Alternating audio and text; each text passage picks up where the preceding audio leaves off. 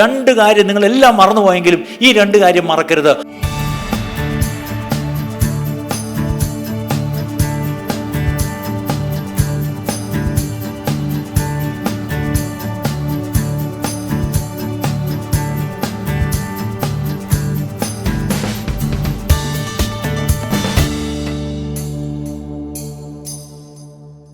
കഴിഞ്ഞ ആഴ്ച ഒരു ചോദ്യം ഇവിടെ ചോദിച്ചു, Y do we as a church exist? ഒരു സഭ എന്ന നിലയ്ക്ക് എന്തിനായിട്ട് ദൈവം നമ്മളെ ഈ പട്ടണത്തിൽ വെച്ചിരിക്കുന്നു? ഇത് ഈ ലോക്കൽ സഭ മാത്രം ചോദിക്കേണ്ട ചോദ്യമല്ല, എല്ലാ സഭകളും ലോകത്തെല്ലായിടത്തും ചോദിക്കേണ്ട ഒരു ചോദ്യമാണ്. Why do we exist? Why do we as a church exist? എന്തിനാണൊരു സഭയെ ദൈവം ഒരു ദേശത്ത് നിർത്തിയിരിക്കുന്നത്? ഒരു പദ്ധതി ഇല്ലാതെ, ഒരു കാരണമില്ലാതെ ദൈവം ഒരു സഭയെ ഒരിടത്ത് നിർത്തത്തില്ല. അങ്ങനെയെങ്കിൽ എന്തിനായിട്ട് ദൈവം നമ്മളെ നിർത്തിയിരിക്കുന്നു എന്ന് ചോദിച്ചാൽ അതിൻ്റെ കാരണങ്ങൾ ചിലത് നമ്മൾ കഴിഞ്ഞ ആഴ്ച കണ്ടു. പക്ഷേ ഇന്ന് അതിൻ്റെ ബാക്കിയെന്നോളം വളരെ ഗൗരവമുള്ളൊരു വിഷയത്തിലേക്ക് നമ്മൾ പതുക്കെ കയറുകയാണ്. അതുകൊണ്ട് വളരെ പ്രാർത്ഥനയോട് വേണം നിങ്ങൾ ഈ വചനം നിങ്ങൾ കേൾക്കുവാൻ. വളരെ പ്രാർത്ഥനയോടാണ് ഞാനും ഇത് പറയുന്നത്. ഈ ഒരു വിഷയം ഇവിടെ സംസാരിക്കണം, പ്രസംഗിക്കണം, പഠിപ്പിക്കണം എന്ന് നിശ്ചയിച്ച, തീരുമാനിച്ച നിമിഷം മുതൽ പോരാട്ടമാണ്. അത് അനുഭവിക്കുന്ന ഞങ്ങൾ ചിലർക്കേ അറിയാവൂ എന്തുമാത്രം പോരാട്ടത്തിലാണ്. അപ്പം തന്നെ അതൊരു ഉറപ്പായി, കൺഫർമേഷനായി, this is exactly what the Lord wants the church to hear. ഇത് തന്നെയാണ് സഭ കേൾക്കേണ്ടത് എന്നുള്ളത് ബോധ്യമായി. അതുകൊണ്ടാണ് ആ കൺഫർമേഷനോടുകൂടി ആ വിഷയം നിങ്ങളുടെ മുമ്പിൽ അവതരിപ്പിക്കുന്നത്. കഴിഞ്ഞ ആഴ്ച ഞങ്ങൾ ചൊവ്വാഴ്ച ഇവിടെ മിനിസ്ട്രി ഡിവോഷൻ ഒരുമിച്ച് കൂടി വന്നപ്പം ഞങ്ങളെല്ലാവരും കൂടെ ചേർന്ന് ഇവിടെ ചില കാര്യങ്ങൾ ചിന്തിച്ച് പ്രാർത്ഥിക്കാനായിട്ട് ഇരുന്നപ്പം ഈ പട്ടണം ഞങ്ങൾ ആദ്യം ഒന്നെടുത്തു. ഈ പട്ടണം അറിയാമല്ലോ, ഡീസൻ്റായിട്ട് നമ്മൾ ഇംഗ്ലീഷിൽ ട്രിവാൻഡ്രം എന്നൊക്കെ പറയും. അത് സർക്കാർ മാറ്റി തിരുവനന്തപുരം എന്നാക്കി അല്ലേ. അപ്പം ഈ പട്ടണത്തിൽ ഇവിടെ എന്തായാലും നമ്മളൊക്കെ ഇവിടെ ജീവിക്കുന്നവരാണ്, ഇവിടെ തന്നെ ജനിച്ചു വളർന്നൊരു ഒത്തിരി പേരുണ്ട്. ദീർഘവർഷങ്ങളായി ഈ പട്ടണത്തിൽ ജീവിക്കുന്നൊരു വ്യക്തിയാണ് ഞാനും. എനിക്കും ഏറ്റവും കടപ്പാട് ഈ പട്ടണത്തോട് തന്നെയാണ്. അങ്ങനെയെങ്കിൽ ഈ പട്ടണത്തിൽ ആരൊക്കെയാണ് ഉള്ളത്? ഞങ്ങൾ പെട്ടെന്നൊരു എല്ലാവരും അവിടെ ഇരിക്കുന്നവരെല്ലാം കൂടെ ചേർന്ന് ഇവിടെ ആരൊക്കെ ഉണ്ട് ഈ പട്ടണത്തിൽ? എല്ലാവരും കൂടി പെട്ടെന്ന് ഓരോ പേരായിട്ട് പറഞ്ഞു. ഞങ്ങളൊരു കമ്മ്യൂണിറ്റി ലിസ്റ്റ് ഇങ്ങനെ ഉണ്ടാക്കി, കമ്മ്യൂണിറ്റി ഗ്രൂപ്പ്സ് ഇൻ ട്രിവാൻഡ്രം. ഇത് ചുമ്മാ ഞങ്ങൾ അവിടെ നിന്നുകൊണ്ട് ഉണ്ടാക്കിയതാണ്, ഇത് ഗൂഗിളിൽ നിന്ന് എടുത്തതൊന്നുമല്ല. ആരോ പറഞ്ഞു തിരുവനന്തപുരത്ത് തമിഴ് കമ്മ്യൂണിറ്റി ഉണ്ട്. ഓക്കെ, തമിഴ് കമ്മ്യൂണിറ്റി എവിടെയാണ് തമിഴുള്ളത്? പണ്ടാണ് ചാലയിലോട്ട് പോയ എല്ലാ കടക്കാരും തമിഴരാണ്, എല്ലാ കപ്പലണ്ടി വിൽക്കുന്നവരും തമിഴാണ്, എല്ലാ തേപ്പുകാരും തമിഴരാണ്, എല്ലാ ചായടിക്കുന്നവരും തമിഴാണ്. ആര്യാസ്, ശരവണഭവൻ, ആനന്ദഭവൻ, ആര്യാസ് എല്ലാം തമിഴരാണ് അല്ലേ. അങ്ങനെ ഒരു തമിഴ് കമ്മ്യൂണിറ്റി അങ്ങനെ പറഞ്ഞു വന്നപ്പോഴത്തെ അതിന് ഒത്തിരി. പിന്നെ നോക്കിയപ്പം ഈ ബിസിനസ് കമ്മ്യൂണിറ്റിയായിട്ട് നോക്കിയപ്പം തന്നെ ഒരുപാട് കമ്മ്യൂണിറ്റീസ് ഉണ്ട്. ചെട്ടിയാർ കമ്മ്യൂണിറ്റി, തുളു ബ്രാഹ്മിൻ, കൊങ്കിണി ബ്രാഹ്മിൻ, അങ്ങനത്തെ കുറേ പേര്. അത് കഴിഞ്ഞ് മുസ്ലിം കമ്മ്യൂണിറ്റി, എത്ര ശതമാനം മുസ്ലിംസ് ഈ പട്ടണത്തിലുണ്ട്. അടുത്തത് ഹിന്ദുക്കൾ എന്ന് പറയുമ്പോൾ തന്നെയും മേൽജാതി തൊട്ട് താഴെ ജാതി വരെ നോക്കിയാൽ നായഴ്സ്, ഈഴവ, എത്രയോ കമ്മ്യൂണിറ്റീസ് ഇവിടെയുണ്ട്. അത് കഴിഞ്ഞ് ബാക്ക്വേർഡ് കമ്മ്യൂണിറ്റീസ്, SC ST അല്ലെങ്കിൽ ദളിറ്റ്സ് എന്നൊക്കെ പറയുന്നു, അതും എത്രയോ പേരുണ്ട്. അടുത്തത് മൈഗ്രൻ്റ് വർക്കേഴ്സ്, സർക്കാർ ഇപ്പം വിളിക്കുന്ന പേര് അതിഥി തൊഴിലാളികളെന്നാണ്. അതിഥി തൊഴിലാളികളായിട്ട് നോർത്തും നോർത്ത് ഈസ്റ്റും, അത് കിടന്ന് അല്പം ബോർഡർ കിടന്ന് നിയമപരമല്ല അവരിവിടെ നിൽക്കുന്നതെങ്കിലും ബംഗ്ലാദേശ്, നേപ്പാൾ എന്നൊക്കെ ഒത്തിരി പേരിവിടെയുണ്ട്. അത് കഴിഞ്ഞ് പ്രൊഫഷണൽ സർവീസ് ജോലിയായിട്ട് വന്നവർ, പ്രത്യേകിച്ച് ഇവിടുത്തെ പാങ്ങോട് മിലിറ്ററി ക്യാമ്പിൽ. അത് കഴിഞ്ഞ് BSFൻ്റെ സ്റ്റേഷനുണ്ട് ഇവിടെ, CRPF ഉണ്ട് ഇവിടെ, നേവൽ ഒരു ബേസുണ്ട്, എയർഫോഴ്സ് സ്റ്റേഷനുണ്ട്, പിന്നെ നമ്മുടെ ടെക്നോ പാർക്കുണ്ട്, റെയിൽവേസ്, ഇവിടെയൊക്കെ ആയിട്ട് ഒരു 5 മുതൽ 7% അങ്ങനെയുള്ള ചില പ്രൊഫഷണൽസ് ഉണ്ട്. പിന്നെ students from other part of the globe, അതായത് വിദേശ വിദ്യാർത്ഥികൾ ഈ തിരുവനന്തപുരത്തുണ്ടെന്ന് എത്ര പേർക്കറിയാം? വിദേശ വിദ്യാർത്ഥികൾ 500-ലധികം ആഫ്രിക്കൻ സ്റ്റുഡൻസ് നമ്മുടെ കേരള യൂണിവേഴ്സിറ്റി കാര്യവട്ടത്തുണ്ട്. അതിൻ്റെ അടുത്ത് ഇവിടെ ഇഷ്ടംപോലെ വിദേശ സ്റ്റുഡൻസ് ഉണ്ട്. ഡിപ്ലോമാറ്റ്സ് എന്ന് പറയാൻ ഒത്തിരി ഇല്ല, ആ കൂടി 2 എംബസി ഉള്ളതെന്നാണ് എൻ്റെ ഓർമ്മ. ഒന്ന് UAE കോൺസുലേറ്റും ഒന്ന് മാൽദീവിയൻ കോൺസുലേറ്റും ആണെന്ന് തോന്നുന്നു ട്രിവാൻഡ്രത്തുള്ള അല്ലേ. ഈ നമ്പർ പ്ലേറ്റ് കണ്ടാൽ അറിയാം അവർ ഡിപ്ലോമാറ്റ്സ് ആണ്. പിന്നെ ആരാണുള്ളത്? റിച്ച് കമ്മ്യൂണിറ്റീസ്, അത് ബിസിനസ് കമ്മ്യൂണിറ്റി, മാർവാടി, ഗുജറാത്തി, പഞ്ചാബി, സിന്ധി. ഇപ്പോൾ ഒത്തിരി കുറവാണ്. പണ്ട് ചാലയിലൊക്കെ ഓവർബ്രിഡ്ജിലുള്ള പഴയ ചില തുണിക്കടകൾ കണ്ടാൽ അതിൻ്റെയൊക്കെ ഉടമസ്ഥർ ഇങ്ങനെയുള്ളവരായിരുന്നു. അവർ മലയാളികളല്ല. ഇപ്പോഴതെല്ലാം മാറി കേട്ടോ. പിന്നെ മനുഷ്യ ദൈവങ്ങളെ പുറകെ പോകുന്ന ഒരു കമ്മ്യൂണിറ്റിയുണ്ട്. അത് ഞാൻ പേര് ഓൺലൈനിലായിട്ട് പറയുന്നില്ല, നിങ്ങൾക്കറിയാം അല്ലേ. അങ്ങനെയുള്ള ചില കമ്മ്യൂണിറ്റീസുണ്ട്. അവരുടെ വീട്ടിൽ ചെന്നാൽ നേരെ കയറുമ്പം അവരുടെ പടമായിരിക്കും അല്ലേ. അപ്പോൾ അങ്ങനെയുള്ള ഒരു വലിയ ഫോളോവേഴ്സും ഉണ്ട്. അപ്പം മൊത്തത്തിൽ നോക്കുമ്പോൾ 100% എടുത്ത് നോക്കിയപ്പം എത്ര ശതമാനമാണ് ഇത്, ഏകദേശം ഒരു കണക്ക് ഞങ്ങൾക്ക് കിട്ടിയിട്ടുണ്ട്. ഇത് തിരുവനന്തപുരത്തെ മാത്രം ഒരു കാര്യമാണ്. ഈ കണക്ക് കിട്ടിയപ്പോഴാണ് വേറൊരു സംഗതി ഞങ്ങൾ ശ്രദ്ധിച്ചത്. ഇത് ഈ പറയുന്ന മിക്കവാറും എല്ലാ കമ്മ്യൂണിറ്റീസും ഇതിനകത്തുണ്ട്, ഈ ചർച്ചിലുണ്ട്. ലംബാഡീസ്, ജിപ്സീസ് ഒഴികെ. അതാരെങ്കിലും ഉണ്ടോ? ജിപ്സീസ് എന്ന് പറഞ്ഞാൽ ആരാന്നറിയാമോ? മലയാളത്തിൽ എന്തു പറയാം? മാനമ്പാടികളോ? അല്ലല്ലോ, അങ്ങനെയല്ലല്ലോ.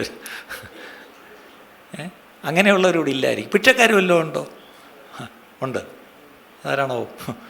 ഓക്കെ അല്ലേ. അപ്പോൾ അതൊഴിച്ച് ബാക്കി ഈ പറഞ്ഞ കമ്മ്യൂണിറ്റീസ്, ഫോറിൻ സ്റ്റുഡൻസ് ഉണ്ടോ എന്ന് ചോദിച്ചാൽ ചർച്ചിലുണ്ട്. ബ്രാഹ്മിൻസ് ഉണ്ടോ എന്ന് ചോദിച്ചാൽ ഉണ്ട്. മുസ്ലിംസ് ഉണ്ടോ എന്ന് ചോദിച്ചാൽ ഉണ്ട്. ഈ പറഞ്ഞ നോർത്ത് ഇന്ത്യൻ മൈഗ്രൻ്റ് വർക്കേഴ്സ് ഉണ്ട്. ഉച്ചകഴിഞ്ഞ് 2 മണിക്ക് വന്നേ ഇവിടെ വരുന്ന ഹിന്ദി സർവീസ് വരുന്ന ഒത്തിരി പേര് ബംഗ്ലാദേശും നേപ്പാളും ഒക്കെ ഉണ്ട് ഒരർത്ഥത്തിൽ പറഞ്ഞ്. അതിൻ്റെ അർത്ഥം ഇതീ പറഞ്ഞ എല്ലാ ഒരു കമ്മ്യൂണിറ്റീസിൻ്റെ റെപ്രസെൻറ്റേഷൻ ഈ ചർച്ചിലുണ്ട്. അപ്പോൾ അത് തന്നെ ഒരു ഇൻഡിക്കേഷനാണ്. ആ റെപ്രസെൻറ്റേറ്റീവ്സ് ഇതിനകത്തുണ്ടെങ്കിൽ what are we doing here? ഇവിടെ നിന്ന് നമ്മളെന്താ ചെയ്യുന്നത്? നമുക്ക് എല്ലാവരും കൂടി ഇങ്ങനെ വന്നാൽ മതി ഇതിനകത്തോട്ട്. ഇവിടെ എന്തിനാണ് അവർ വരുന്നത്? അവരൊരു കമ്മ്യൂണിറ്റിയെ റെപ്രസെൻ്റ് ചെയ്ത് ഇവിടെ വന്നാൽ ആ കമ്മ്യൂണിറ്റിക്ക് വേണ്ടി പ്രാർത്ഥിച്ച് തുടങ്ങണം. ആ കമ്മ്യൂണിറ്റിയിൽ നമ്മൾ ഈ തരത്തിൽ നമ്മൾ മിനിസ്റ്റർ ചെയ്യണം, ഏതെങ്കിലും തരത്തിൽ.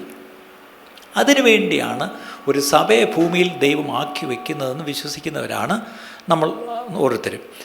അപ്പം കഴിഞ്ഞ വെള്ളിയാഴ്ച ഞങ്ങളിവിടെ പ്രാർത്ഥനയ്ക്കായിട്ട് വീണ്ടും കൂടിയപ്പം കുറച്ചുകൂടെ ആൾക്കാരുണ്ടായിരുന്നു. അപ്പോൾ ഞങ്ങൾ അന്നത്തെ ദിവസവും, കർത്താവേ, ഈ പട്ടണത്തിൽ നീ ഞങ്ങളെ നിർത്തിയിരിക്കുന്നുവെങ്കിൽ ആദ്യം ഈ പട്ടണത്തോടെ ഞങ്ങൾക്കൊരു ഉത്തരവാദിത്വമുണ്ട് തുടങ്ങി. പട്ടണത്തോട് മാത്രമല്ല, അവനവൻ്റെ യെരുശലേമിലും യഹൂദിയിലെല്ലായിടവും ശമരിയിലും ഭൂമിയുടെ അറ്റത്തോളം നമ്മൾ സാക്ഷികളാണ്. അതെങ്ങനെയൊക്കെ സാക്ഷിയാകാൻ പറ്റും എന്നുള്ളതിനെക്കുറിച്ച് നമ്മൾ പല കാര്യങ്ങൾ ചിന്തിച്ചപ്പം ആദ്യത്തെ ഒരു അസൈൻമെൻറ്റാണ് ഞങ്ങൾ ചെയ്തത്. We need to determine our territory demographics. അതായത് ഈ ടെറിട്ടറി, ഇവിടുത്തെ ഡെമോഗ്രഫി എന്താണ്? ആ ഒരു അസൈൻമെൻറ്റ് ഞങ്ങൾ തന്നെത്താനെ അങ്ങ് ചെയ്തു. ആരും പറയാതെ ചെയ്തതാണ്. ഇത് പെട്ടെന്നങ്ങ് ചെയ്തതാണ്. അത് കഴിഞ്ഞപ്പം അടുത്ത രണ്ടാമത്തെ ഒരു പോയിന്റിലേക്ക്, അവിടെ ഒരു ബോർഡിൽ ഞങ്ങൾ അന്ന് കുറിച്ച കാര്യങ്ങളുണ്ട്. പിന്നെ ആർക്കെങ്കിലും വേണമെങ്കിൽ കഴിഞ്ഞിട്ട് ഞങ്ങൾക്ക് പോയി ഒരു ഫോട്ടോ എടുത്തുകൊണ്ട് പോയിക്കോ. Okay, we need to determine our objectives. Okay, ഇത്രയും പേര് പട്ടണത്തിലുണ്ട്. നമ്മൾ എന്താ ചെയ്യാൻ പോകുന്നത്? നമ്മൾ പ്രാർത്ഥിക്കാൻ പോവുക. പക്ഷേ നമ്മൾ പ്രാർത്ഥിക്കാൻ പോകുന്നതിന് മുമ്പ് ചില ഒരു ഔട്ട്ലൈൻ ഞങ്ങൾക്ക് ആദ്യം ഞാൻ തരാം. കഴിഞ്ഞ ആഴ്ചയും വായിച്ച വാക്യം, കുറിവാക്യം ഇന്നും കൂടെ ഒന്ന് വായിക്കാം. എഫേസ്യ ലേഖനം 6-ാം അധ്യായം 12-ാം വാക്യം. Ephesians chapter 6 verse 12. എഫേസ്യ ലേഖനം 6-ാം അധ്യായം 12-ാം വാക്യം. അതെന്താണ് എഴുതിയിരിക്കുന്നത്? നമുക്ക് പോരാട്ടമുള്ളത് ജഡരക്തങ്ങളോടല്ല. നിൽക്കട്ടെ, നമുക്ക് പോരാട്ടം ഉണ്ട്. അതാദ്യം മനസ്സിലാക്കണം. നമുക്കെന്തുണ്ട്?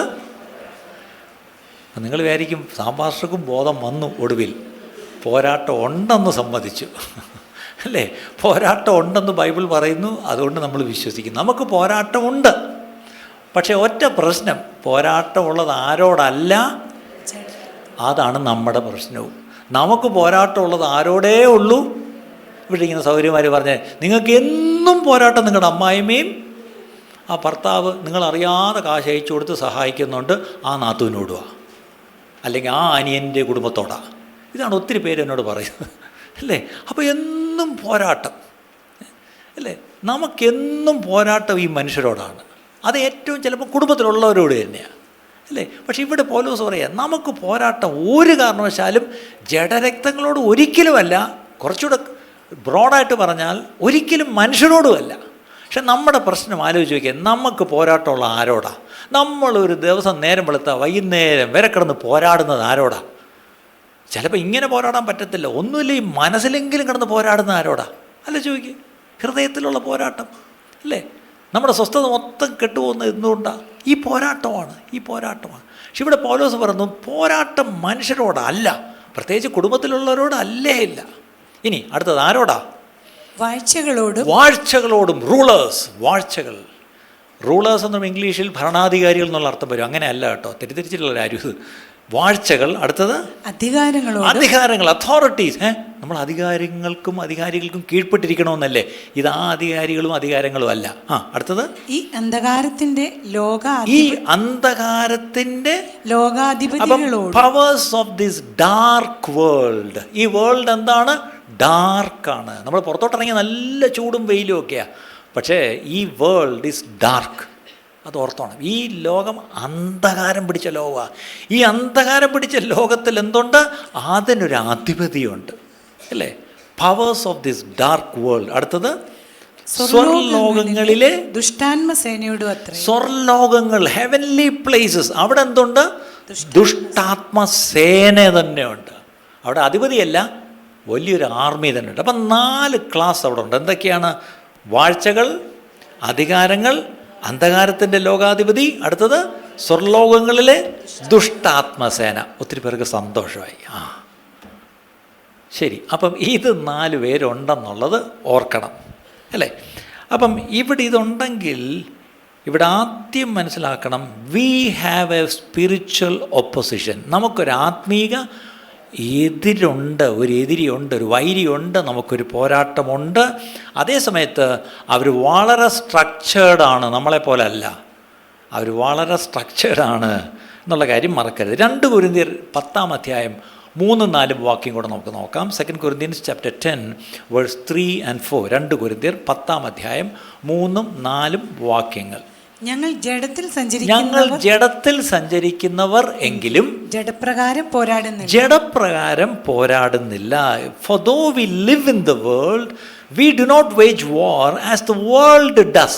ജഡം പോരാടുന്ന ഒരു രീതിയുണ്ട്, പക്ഷെ ഞങ്ങൾ ആ രീതിയിലല്ല പോരാടുന്നത്. പക്ഷേ ഞങ്ങൾ ജഡത്തിലാണ് സഞ്ചരിക്കുന്നത്. അതിൻ്റെ അർത്ഥം ഞങ്ങൾ ജഡത്തിലാണ് ഞങ്ങൾ വസിക്കുന്നത്. ഈ ജഡത്തിലാണ് നമ്മൾ വസിക്കുന്നത്, അതേസമയം ജഡത്തിലാണ് നമ്മൾ സഞ്ചരിക്കുന്നത്.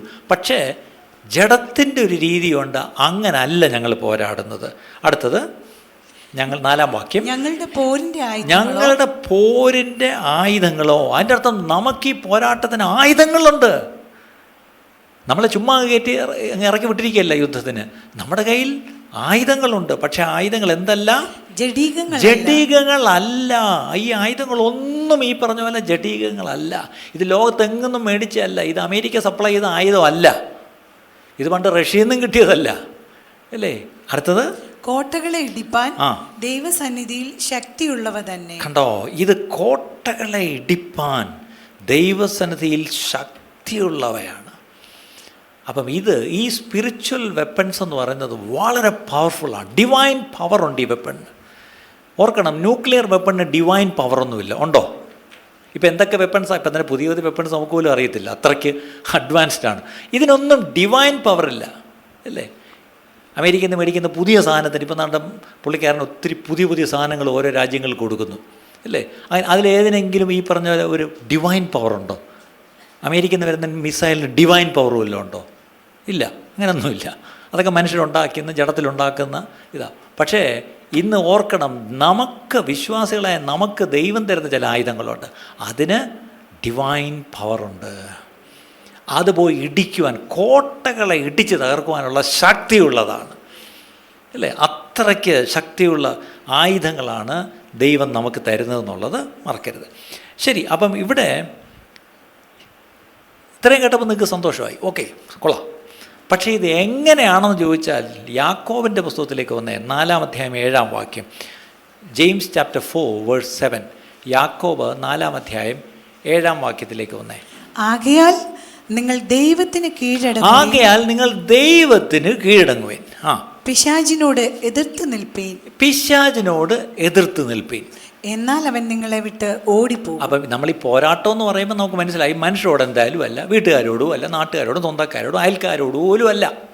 പക്ഷേ അപ്പോൾ പോരാട്ടമുള്ളത് പിശാചിനോടാണ്. ഈ പിശാചിനോട് നമ്മൾ എതിർത്ത് നിൽക്കണം. അടുത്തത്, നമ്മൾ എതിർത്ത് നിന്നാൽ അവൻ നമ്മളെ വിട്ട് ഓടിപ്പോകുമെന്നാണ് അപ്പോസ്തലൻ പറയുന്നത്. പക്ഷേ ഈ പിശാചിനോട് എതിർത്ത് നിൽക്കണമെന്ന് പറയുന്നതിന് മുമ്പേ, അവൻ ഓടിപ്പോകുമെന്ന് പറയുന്നതിന് മുമ്പേ ഒരു കാര്യം പറയുന്നുണ്ട്, ദൈവത്തിന്. അതാണ് പ്രശ്നം. That's the key. പിശാചിനോട് എതിർക്കാൻ ഒറ്റ വഴിയുള്ളൂ, ദൈവത്തിന് കീഴടങ്ങുക. Submit yourselves then to God. അങ്ങനെ ചെയ്യുമ്പം തന്നെ ഈ പറഞ്ഞ പോലെ പിശാച് നമ്മളടുത്ത് നിൽക്കാൻ പറ്റത്തില്ല, അല്ലേ? നമ്മൾ എവിടെയൊക്കെ ദൈവത്തിന് കീഴ്പ്പെടുന്നോ, ആ കർത്തൃത്വത്തിന് കീഴിൽ ജീവിക്കുന്നുവോ, അവിടെ പിന്നെ പിശാചിന് ആ ഏരിയയിൽ വരാൻ പറ്റത്തില്ല. ഇന്നത്തെ പ്രശ്നം, പിശാച് നമ്മളെ വിടാതെ നമ്മുടെ കൂടെ, നമ്മുടെ പുറകെ ചിലപ്പം ചില വഴിയൊക്കെ പോകുമ്പോൾ ഒരു പട്ടി ഇങ്ങനെ പുറകെ വരും. കണ്ടുണ്ടോ? നിങ്ങൾക്ക് അനുഭവം ഉണ്ടായിട്ടുണ്ടോ? തിരുവനന്തപുരത്ത് തീർച്ചയായിട്ടും അനുഭവം ഉണ്ടായിട്ടുണ്ട്. ഇറങ്ങിയൊക്കെ റോഡിൽ കൂടെ നടക്കുന്നവരാണെങ്കിൽ. പിന്നെ ബൈക്കിൽ പോകുന്നവർക്കും അറിയാം, അത്യാവശ്യം ചിലപ്പം പുള്ളി നിങ്ങളെയും ചേസ് ചെയ്യാറുണ്ട്. എന്താണ്, അല്ലേ? 2 കാലുമൊക്കെ പൊക്കി വെച്ച് ബൈക്ക് ഓടിക്കുന്നവരെ കണ്ടിട്ടുണ്ട്. പട്ടി ഇഷ്ടം ഓടിച്ചു കളയും. അപ്പം ഈ പട്ടി നമ്മളെ ഇങ്ങനെ ഓടിച്ച് നമ്മുടെ പുറകെ, അല്ലെങ്കിൽ നമ്മുടെ പുറകെ ഇങ്ങനെ വരികയാണെങ്കിൽ നമ്മൾ തിരിഞ്ഞ് പട്ടി എന്നൊക്കെ പറഞ്ഞ് വരട്ടും. പക്ഷെ പലപ്പോഴും പട്ടി ഇങ്ങനെ പോകുന്ന പോലെ ഇങ്ങനെ ഒന്ന് കാണിച്ചിട്ട് പിന്നെയും പട്ടി വരും. എന്താണ് ആ പട്ടി വരുന്നതിൻ്റെ കാര്യമെന്ന് അറിയാം? പണ്ടൊരു ഉപദേശി പറഞ്ഞതാണ്, ഇത് നിങ്ങൾ ചന്തയിൽ പോയിട്ട് വരുമ്പം പുറകെ വരുന്ന പൂച്ചയെ നിങ്ങൾ തിരിഞ്ഞ് നിന്നും ഓടിക്കുക, പൂച്ചയെ. പക്ഷേ എന്തും അടുത്തിങ്ങനെ ആട്ടി ഓടിക്കുന്നത് നീളം വാളക്കരുവാട്, അതായത് തിരുവനന്തപുരം ഭാഷയാണ് കരുവാട്, ഉണക്കമീൻ എടുത്ത് പൂച്ച അടിച്ചാൽ പൂച്ച പോവുമോ? പോത്തില്ല. കാര്യം എന്താ? പൂച്ചയ്ക്ക് ഏറ്റവും ഇഷ്ടമുള്ള കാര്യമാണ് നിങ്ങളുടെ കയ്യിൽ ഇരിക്കുന്നത്. ആ ഉണക്കമീൻ നിങ്ങളുടെ കയ്യിൽ ഉള്ളിടത്തോളം പൂച്ച വീട്ടിൽ വന്നിരിക്കും. ഇതുപോലെ പിശാചിന് ഇഷ്ടമുള്ളത് എന്തൊക്കെയോ നമ്മുടെ ഹൃദയത്തിലും ഇരിപ്പുണ്ട്. അതുകൊണ്ട് ഇതകത്ത് വെച്ചുകൊണ്ട് പിശാചെന്ന് പറഞ്ഞാൽ അത് പോത്തില്ല. കാര്യം അത് നോക്കുമ്പോൾ ഈ അറയ്ക്കകത്ത് മുഴുവൻ ഇരുട്ടുള്ളിടത്തെല്ലാം പിശാച് ഒളിച്ചിരിക്കും എന്നുള്ളതിന് ഒരു സംശയം വേണ്ട. ഞാൻ രാവിലെ പറഞ്ഞ ഉദാഹരണം ഒന്നുകൂടെ പറഞ്ഞേക്കാം. നിങ്ങളുടെയൊക്കെ വീടുകൾ ഞാൻ കണ്ടിട്ടില്ല, എല്ലാവരും വീട് നിങ്ങളുടെ നല്ല sophisticated washrooms, bathrooms, rest rooms ഒക്കെ കാണുമായിരിക്കും. അമേരിക്കൻ മോഡലായിരിക്കും, യൂറോപ്യൻ മോഡലായിരിക്കും ഒക്കെ കാണും. പക്ഷേ ഞങ്ങളുടെയൊക്കെ പാവപ്പെട്ട വീട്ടിലൊക്കെ രാത്രി ഒരു 60 വയസ്സിന് മുകളിലുള്ള പുരുഷന്മാർക്ക് പറഞ്ഞാൽ മനസ്സിലാവും, നേരം വെളുക്കുന്നതിന് ഒരു പ്രാവശ്യമെങ്കിലും എഴുന്നേക്കും. അപ്പോൾ എഴുന്നേക്കുമ്പം ബാത്റൂമിൽ കയറി ലൈറ്റ് ഇടുമ്പം ഒരു പാർട്ടി ഇവിടുന്ന് ഇങ്ങോട്ട് ഓടും, ഒരു പാർട്ടി മറ്റേ എന്താണ് ഡ്രെയിനേജ് അതിനകത്ത് അങ്ങോട്ട് ഓടും. പക്ഷേ നിങ്ങൾ ശ്രദ്ധിച്ചിട്ടുണ്ടോ, വാഷ് ബേസിൻ്റെ അടിയിൽ നിന്ന് ഒരു പാറ്റ ഓടി അപ്പുറത്തെ ഡ്രെയിനേജ് താഴെ ഇറങ്ങിയാൽ പോയി. അവിടെ നിന്ന് ഒരു പാർട്ടി ഇങ്ങോട്ട് ഓടി. പക്ഷേ ഒരു പാറ്റയും പുറത്തോട്ടിറങ്ങി ഇങ്ങനെ നിൽക്കത്തില്ല വെട്ടത്ത്. അതിൻ്റെ അർത്ഥം ഈ പാറ്റയ്ക്ക് ഒളിച്ചിരിക്കാൻ എപ്പോഴും ഇരുട്ട് വേണം. ഞാനീ പറഞ്ഞ സത്യമല്ലെങ്കിൽ ഇന്ന് രാത്രി നിങ്ങൾ വീട്ടിൽ നോക്കിക്കോ. രാത്രി രാത്രി നിങ്ങൾ അടുക്കള ലൈറ്റ് അണച്ചിട്ട് പോയിട്ട് തിരിച്ചു കയറും. അത് കാണുമ്പം പാറ്റയുടെ എണ്ണം എത്രയുണ്ടോ അത്ര അറിയാൻ നിങ്ങളുടെ വൃത്തി. ഈ പാറ്റയ്ക്ക് അടുക്കളയിൽ കുടിയിരിക്കാൻ നിങ്ങൾ അവസരം കൊടുത്തിട്ടുണ്ടെങ്കിൽ രാത്രി ലൈറ്റ് ഇടുമ്പോൾ ഈ പാറ്റ അങ്ങോട്ടും ഇങ്ങോട്ടും ഓടും, ഉറപ്പാണ്, അല്ലേ? അപ്പം ഞാൻ എന്തിനത് പറഞ്ഞു തരും, ഇരുട്ടുള്ളിടത്ത് ഇങ്ങനെയുള്ള ക്ഷുദ്രജീവികൾ എന്ത് ചെയ്യും? വന്ന് ഒളിച്ചിരിക്കും എന്ന് പറയുന്ന പോലെ നമ്മുടെ ഹൃദയത്തിലും എവിടൊക്കെ ഇരുട്ടുണ്ടോ, ഏതൊക്കെ ചേംബറിൽ ഇരുട്ടുണ്ടോ, ഏതൊക്കെ അറകളിൽ ഇരുട്ടുണ്ടോ അവിടെ പിശാച് കൂടിയിരിക്കുന്നുണ്ടോ, ഒരു സംശയം വേണ്ട. അല്ലെങ്കിൽ അവന് ഇഷ്ടമുള്ളത് ചിലത് ഇവിടെ ഉണ്ട്, അവന് ചില ലീഗൽ റൈറ്റ് ഇവിടെ ഉണ്ട്. ഞാനെല്ലാവരോട് കോപിച്ചിരുന്നാൽ, ഞാനെല്ലാവരോട് പിണങ്ങിയിരുന്നാൽ, ഞാനെല്ലാവരോട് ഈ പറഞ്ഞ വൈരാഗ്യം വെച്ചുകൊണ്ടിരുന്നാൽ, ഒരാളോട് അസൂയപ്പെട്ടുകൊണ്ടിരുന്നാൽ, അല്ലെങ്കിൽ ഞാൻ റിവെഞ്ച്, അൺഫോർഗീവ്നെസ്, ക്ഷമിക്കാൻ കഴിയാത്ത അവസ്ഥ എൻ്റെ ഹൃദയത്തിലുണ്ടെങ്കിൽ ഞാൻ അത്രയും സ്ഥലം എഴുതി കൊടുത്തു കഴിഞ്ഞു പിശാചിന്. പിന്നെ ഇരുന്നോണ്ട് പിശാചെ എന്ന് പറഞ്ഞിട്ട് നമ്മൾ ഫൽസിച്ചിട്ടൊന്നും കാര്യമില്ല. ഞാൻ പറയാറുണ്ട്, Satan is not afraid of the tone of your voice എന്ന് ഞാൻ പറയും. എന്താണ്, നിങ്ങൾ എത്രയും ഉറക്ക പിശാചിനെ ഫൽസിച്ചുകൊണ്ട് പിശാച് പോത്തില്ല. ഞാൻ എത്രയോ പ്രാവശ്യം പറഞ്ഞിട്ടുള്ള കഥയാണ്. ഈ പണ്ടൊക്കെ ഞാൻ കുഞ്ഞുനാളിൽ പെന്തിക്കോസി വളർന്നു വന്നോണ്ട് എനിക്കറിയാം, ചിലർ ഈ പറഞ്ഞ നല്ല കൃപാവരുള്ളവരൊക്കെ വന്നിട്ട് പിശാചിനെ അങ്ങോട്ട് ഫൽസിച്ചു പ്രാർത്ഥിക്കും. അപ്പോൾ അവരിങ്ങനെ വന്നിട്ട് ആ പ്രാർത്ഥിക്കുമ്പോൾ, യേശുവിൻ്റെ നാമത്തിൽ പിശാച് നിന്നെ ഞങ്ങൾ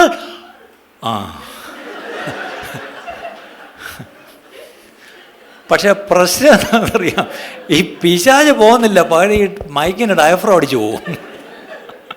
ഇതാണ് പ്രശ്നം, അല്ലേ? ഈ പിശാചിൻ്റെ ഡയഫ്രം എല്ലാം മൈക്കിൻ്റെ ഡയഫ്രം എല്ലാം അടിച്ചു പോകേണ്ടത്.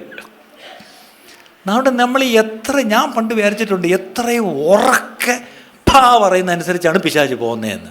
കൊച്ചുനാളിലൊക്കെ ഞാൻ അങ്ങനെ വിചാരിച്ചു. ഇപ്പം മനസ്സിലായി, വചനം പഠിച്ചപ്പോൾ മനസ്സിലായി, നമ്മുടെ ഭൂലും ഒന്നുമല്ല പിശാച് പോകുന്നത്. എത്രയും ദൈവസന്നിധിയിൽ എന്നെ തന്നെ കീഴ്പ്പെടുത്തി ഞാൻ ജീവിക്കുന്നുവോ അത്രത്തോളം പിശാചിന് എൻ്റെ അടുത്ത് വരാൻ പറ്റത്തില്ല. ഇവിടെ ഞാൻ എവിടൊക്കെ ഇരുട്ടുണ്ടോ അവിടെ എല്ലാം അവൻ താനെ വന്ന് കയറി അവിടെ ഇരുന്നോളും. അവനൊരു നാണമില്ലാത്തന്നെ. നിങ്ങൾക്കറിയാമോ, പിശാചിന് ഈ പറഞ്ഞാൽ ഒരു നാണമില്ല, അറിയാമോ? ചുമ്മാ കയറി വന്നങ്ങ് ഇരിക്കും. നമ്മൾ വിളിക്കുകയും വേണ്ട, ഒന്നും വേണ്ട. അല്ലേ? ഒരു മര്യാദയില്ലാതെ കയറി വന്നിരിക്കും. പക്ഷെ അവൻ മര്യാദയില്ലാതെ കയറി വരുന്നതിന് കാര്യമുണ്ട്.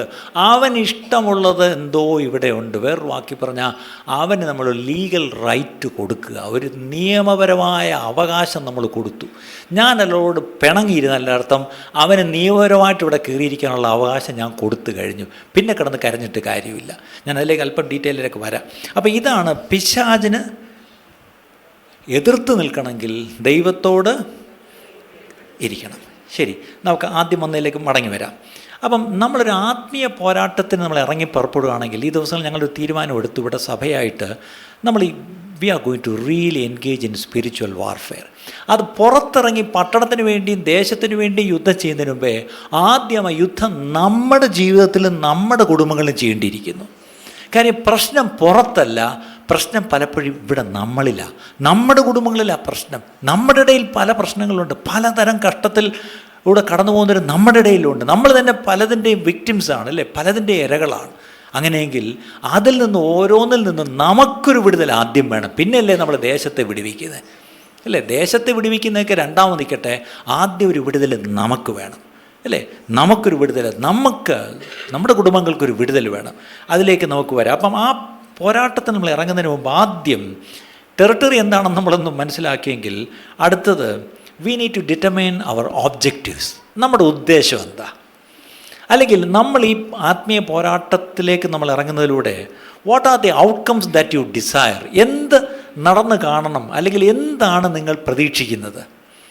അതായത് നമ്മൾ ഈ പ്രാർത്ഥിക്കാൻ, ഈ ആത്മീയ പോരാട്ടത്തിന് മെയിൻലി അതിനകത്ത് പ്രാർത്ഥനയാണല്ലോ. അപ്പം അതിലൂടെ നിങ്ങൾക്ക് എന്ത് നടന്ന് കാണണം, what you want to see. പക്ഷേ എന്ത് നടന്ന് കാണണമെന്ന് പറയുമ്പം ഹാവ് മെഷറബിൾ ഒബ്ജക്റ്റീവ്സ്, അല്ലേ? ചുമ്മാ നമ്മൾ പറയാറുണ്ട്, കർത്താവേ പട്ടണത്തിൽ എല്ലാവരെയും രക്ഷിക്കണമേ, ആമേൻ, തീർന്നു, പട്ടണത്തിലെല്ലാവരും രക്ഷിച്ചു കഴിഞ്ഞു. നമ്മുടെ പ്രാർത്ഥനകൾ പലപ്പോഴും ഇങ്ങനെ വളരെ വേഗമായിട്ട്, അല്ലേ, വളരെ ജനറലായിട്ട് പ്രാർത്ഥിച്ചങ്ങ് വിടും. അങ്ങനത്തെ ഈ സ്പിരിച്വൽ വാർഫെയറിൽ മെഷറബിളായിട്ട് കർത്താവ് ഇന്നിപ്പം 2025 ഫെബ്രുവരി മാസം അവസാനത്തെ ആഴ്ചയായി. കർത്താവ് ഈ വർഷം തീരുന്നതിന് മുമ്പ് ഞങ്ങൾക്ക് ചിലത് ഉത്തരങ്ങൾ കാണണം കർത്താവേ, അല്ലേ? കർത്താവ് ഈ വർഷം തീരുന്നതിന് മുമ്പ് കർത്താവ് ഞങ്ങൾക്ക് ചില ഉത്തരങ്ങൾ അങ്ങയിൽ നിന്ന് വേണം, ചില മാറ്റങ്ങൾ കാണണം, ചില പ്രാർത്ഥനകൾ നിങ്ങൾ എത്രയോ വർഷങ്ങളായി പ്രാർത്ഥിക്കുന്ന എത്രയോ വിഷയങ്ങളുണ്ട്, അല്ലേ? അതിനൊരു മെഷറബിൾ ഗോൾ വെച്ച് നമ്മൾ പ്രാർത്ഥിക്കുന്നുണ്ടോ? ഒരു ഔട്ട്കം നിങ്ങൾ പ്രതീക്ഷിക്കുന്നുണ്ടോ, അല്ലേ? അവിടെയാണ് ശരിക്കും നമ്മൾ പ്രാർത്ഥിക്കുമ്പം എന്താണ് ഞാനൊരു ഒരു ഔട്ട്കം പ്രതീക്ഷിക്കുന്നതെന്ന് ചോദിച്ചാൽ, ദൈവത്തോട് പ്രാർത്ഥിക്കുമ്പം ഒരു പ്രത്യേക തരത്തിലുള്ളൊരു പ്രാർത്ഥനാ ശൈലി ഈ സഭയ്ക്ക് അറിവുള്ളതാണ്. കാര്യം ഈ സഭ ഇതിനു മുമ്പ് എത്രയോ പ്രാവശ്യം ഇവിടെ പറഞ്ഞിട്ടും പ്രസംഗിച്ചിട്ടും പഠിപ്പിച്ചിട്ടുമുണ്ട്. പണ്ട് വിദേശത്ത് നിന്ന് വന്നൊരു ദേവദാസൻ ഇവിടെ കുറേ നാൾ നമ്മുടെ കൂടെ താമസിച്ചപ്പം അദ്ദേഹം പ്രത്യേകിച്ച് നമ്മളെ പഠിപ്പിച്ച ഒരു പ്രെയറുണ്ട്. എന്താണെന്നറിയാമോ? Listening prayer. എന്താണ് ലിസണിങ് പ്രെയർ? അതായത് പ്രാർത്ഥിക്കുമ്പോൾ തന്നെ കേൾക്കുകയും വേണം. ഇപ്പം നമ്മുടെ പ്രശ്നം പ്രാർത്ഥിക്കുമ്പം ഒന്നും കേൾക്കത്തില്ല. ചിലർ പറയുന്നത് എനിക്ക് ദേഷ്യം വന്നാൽ കണ്ണ് കാണത്തില്ല. അതുപോലെ ഇപ്പം നമ്മുടെ വിശ്വാസികളുടെ പ്രശ്നം പ്രാർത്ഥിക്കുമ്പം ചെവി ചിലപ്പോൾ നമ്മളീ പ്രാർത്ഥിച്ചുകൊണ്ടിരിക്കും, കർത്താവ് ഡേ ഒരു ഒന്ന് പറയട്ട്, ഞാൻ പറയുന്നത് കേട്ടിട്ട് മതി. പക്ഷേ ഞാൻ പറഞ്ഞ ഉടനെ ആമേന് പറഞ്ഞിട്ട് എഴുന്നേറ്റ് പോവുമല്ലേ, പിന്നെ എവിടെ കേൾക്കുന്നേ, അല്ലേ? അതുകൊണ്ട് ഈ ലിസണിങ് പ്രെയർ നമ്മളൊന്ന് പ്രാക്ടീസ് ചെയ്യണം. അതായത് when you pray, please keep your ears open for you to listen what he is saying. നമ്മൾ അങ്ങോട്ട് പ്രാർത്ഥിക്കുമ്പം ദൈവം ചിലത് ഇങ്ങോട്ട് സംസാരിക്കും. പക്ഷെ നമ്മുടെ ഏറ്റവും വലിയ പ്രശ്നം നമ്മുടെ പ്രാർത്ഥനാ ശൈലി പോലും ആരാണ്ട് പറഞ്ഞ പോലെ ഒന്ന് ഗ്യാപ്പ് ഇട്ട് കൊടുത്താൽ, ഒരു ഗ്യാപ്പ് ഇട്ടാലല്ലേ കേൾക്കാൻ പറ്റൂ. നമ്മൾ എവിടെയെങ്കിലും ഒരു സ്പേസ് കൊടുത്തെങ്കിലല്ലേ ഒന്നും ദൈവത്തിന് സംസാരിക്കാൻ പറ്റൂ. നമ്മൾ തീരുമാനിച്ചിട്ടുണ്ട് സ്പേസ് തരത്തില്ല. ചിലപ്പോൾ നമ്മുടെ പ്രാർത്ഥന സ്ഥിതിയുണ്ടോ അങ്ങോട്ട് തുടങ്ങിയാൽ പിന്നെ ഒരു പോക്കാണ്, വന്ദേ ഭാരത് പോകുന്ന പോലെ ഒരു പോക്കാണ്. അവസാനത്തെ ബോഗിയും പോയപ്പം ആമേൻ, തീർന്നു. ദൈവം ഇങ്ങനെ ഇതാരോട് പറയാനാ? അവൻ വന്ന് എന്തൊക്കെയോ പറഞ്ഞിട്ട് പോയി, അവളൊന്ന് കുറേ നേരം എന്തൊക്കെയോ കാണിച്ചിട്ട് പോയി. ഞാനെന്തോ പറയാൻ താണ്ട് കാത്തിരിക്കുക, പക്ഷെ ആര് കേൾക്കാനാ? ഇന്നത്തെ ഏറ്റവും വലിയ പ്രശ്നം ദൈവം പറയുന്നത് കേൾക്കാൻ. യേശു സഭയുടെ വാതിൽക്കൽ നിന്ന് മുട്ടിയിട്ട് പറയാം, എന്നെ ഒന്ന് അകത്തോട്ട് കേറ്റ് പ്ലീസ്.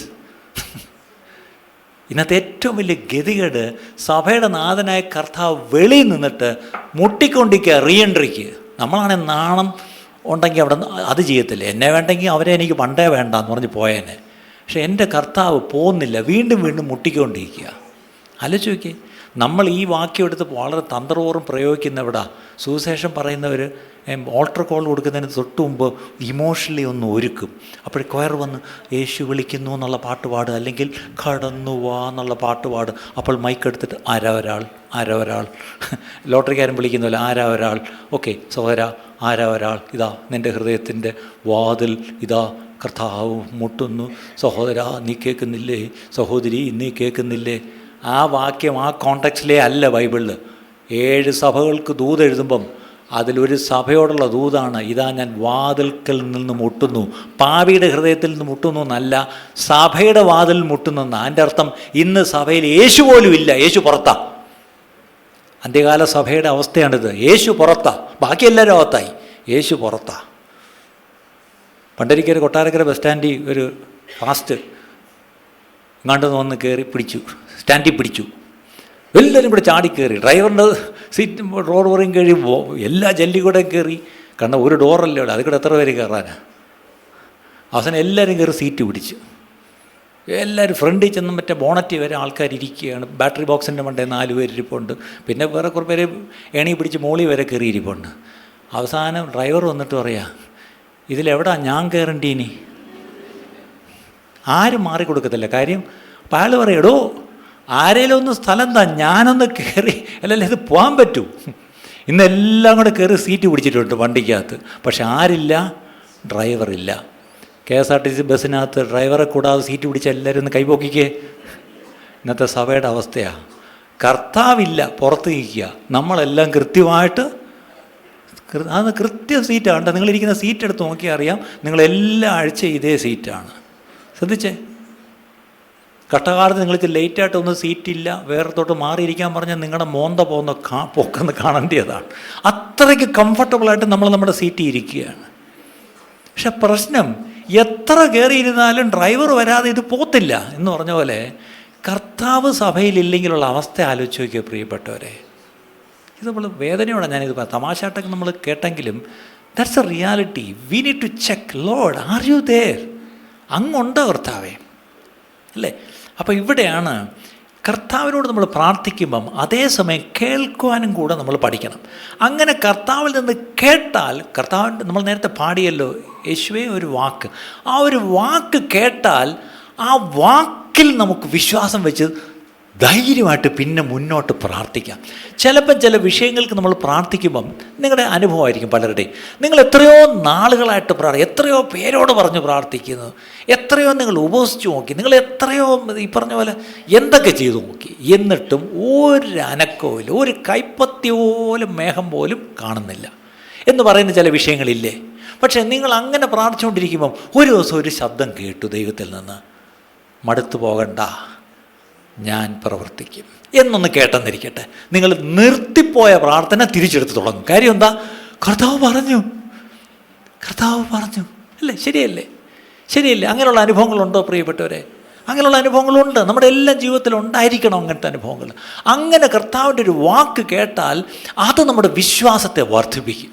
ഒരുപക്ഷെ നമ്മൾ മടുത്തു പോയതായിരിക്കാം, ഒരുപക്ഷെ നമ്മൾ ഏകദേശം നിർത്തിപ്പോയതായിരിക്കാം. പക്ഷെ ആ ഒരു വാക്ക് മതി, നമ്മൾ അതെടുത്ത് വീണ്ടും നമ്മൾ ശക്തിയോടെ പ്രാർത്ഥിക്കും. ഒരു കുടുംബത്തിന് വേണ്ടി ഒത്തിരി പ്രാർത്ഥിച്ചു, അവരുടെ രക്ഷയ്ക്ക് വേണ്ടി. ഒരു മാറ്റവും കാണുന്നില്ല. മാറ്റം കാണുന്നില്ല എന്ന് മാത്രമല്ല, നമ്മൾ പ്രാർത്ഥിക്കുന്നത് നേരെ വിരുദ്ധമായിട്ടായിരിക്കും അവിടെ നടക്കുന്നത്. അപ്പം പെട്ടെന്ന് നിരാശപ്പെട്ട് നമ്മൾ പ്രാർത്ഥിക്കുന്നത് അങ്ങ് നിർത്തിക്കളയും.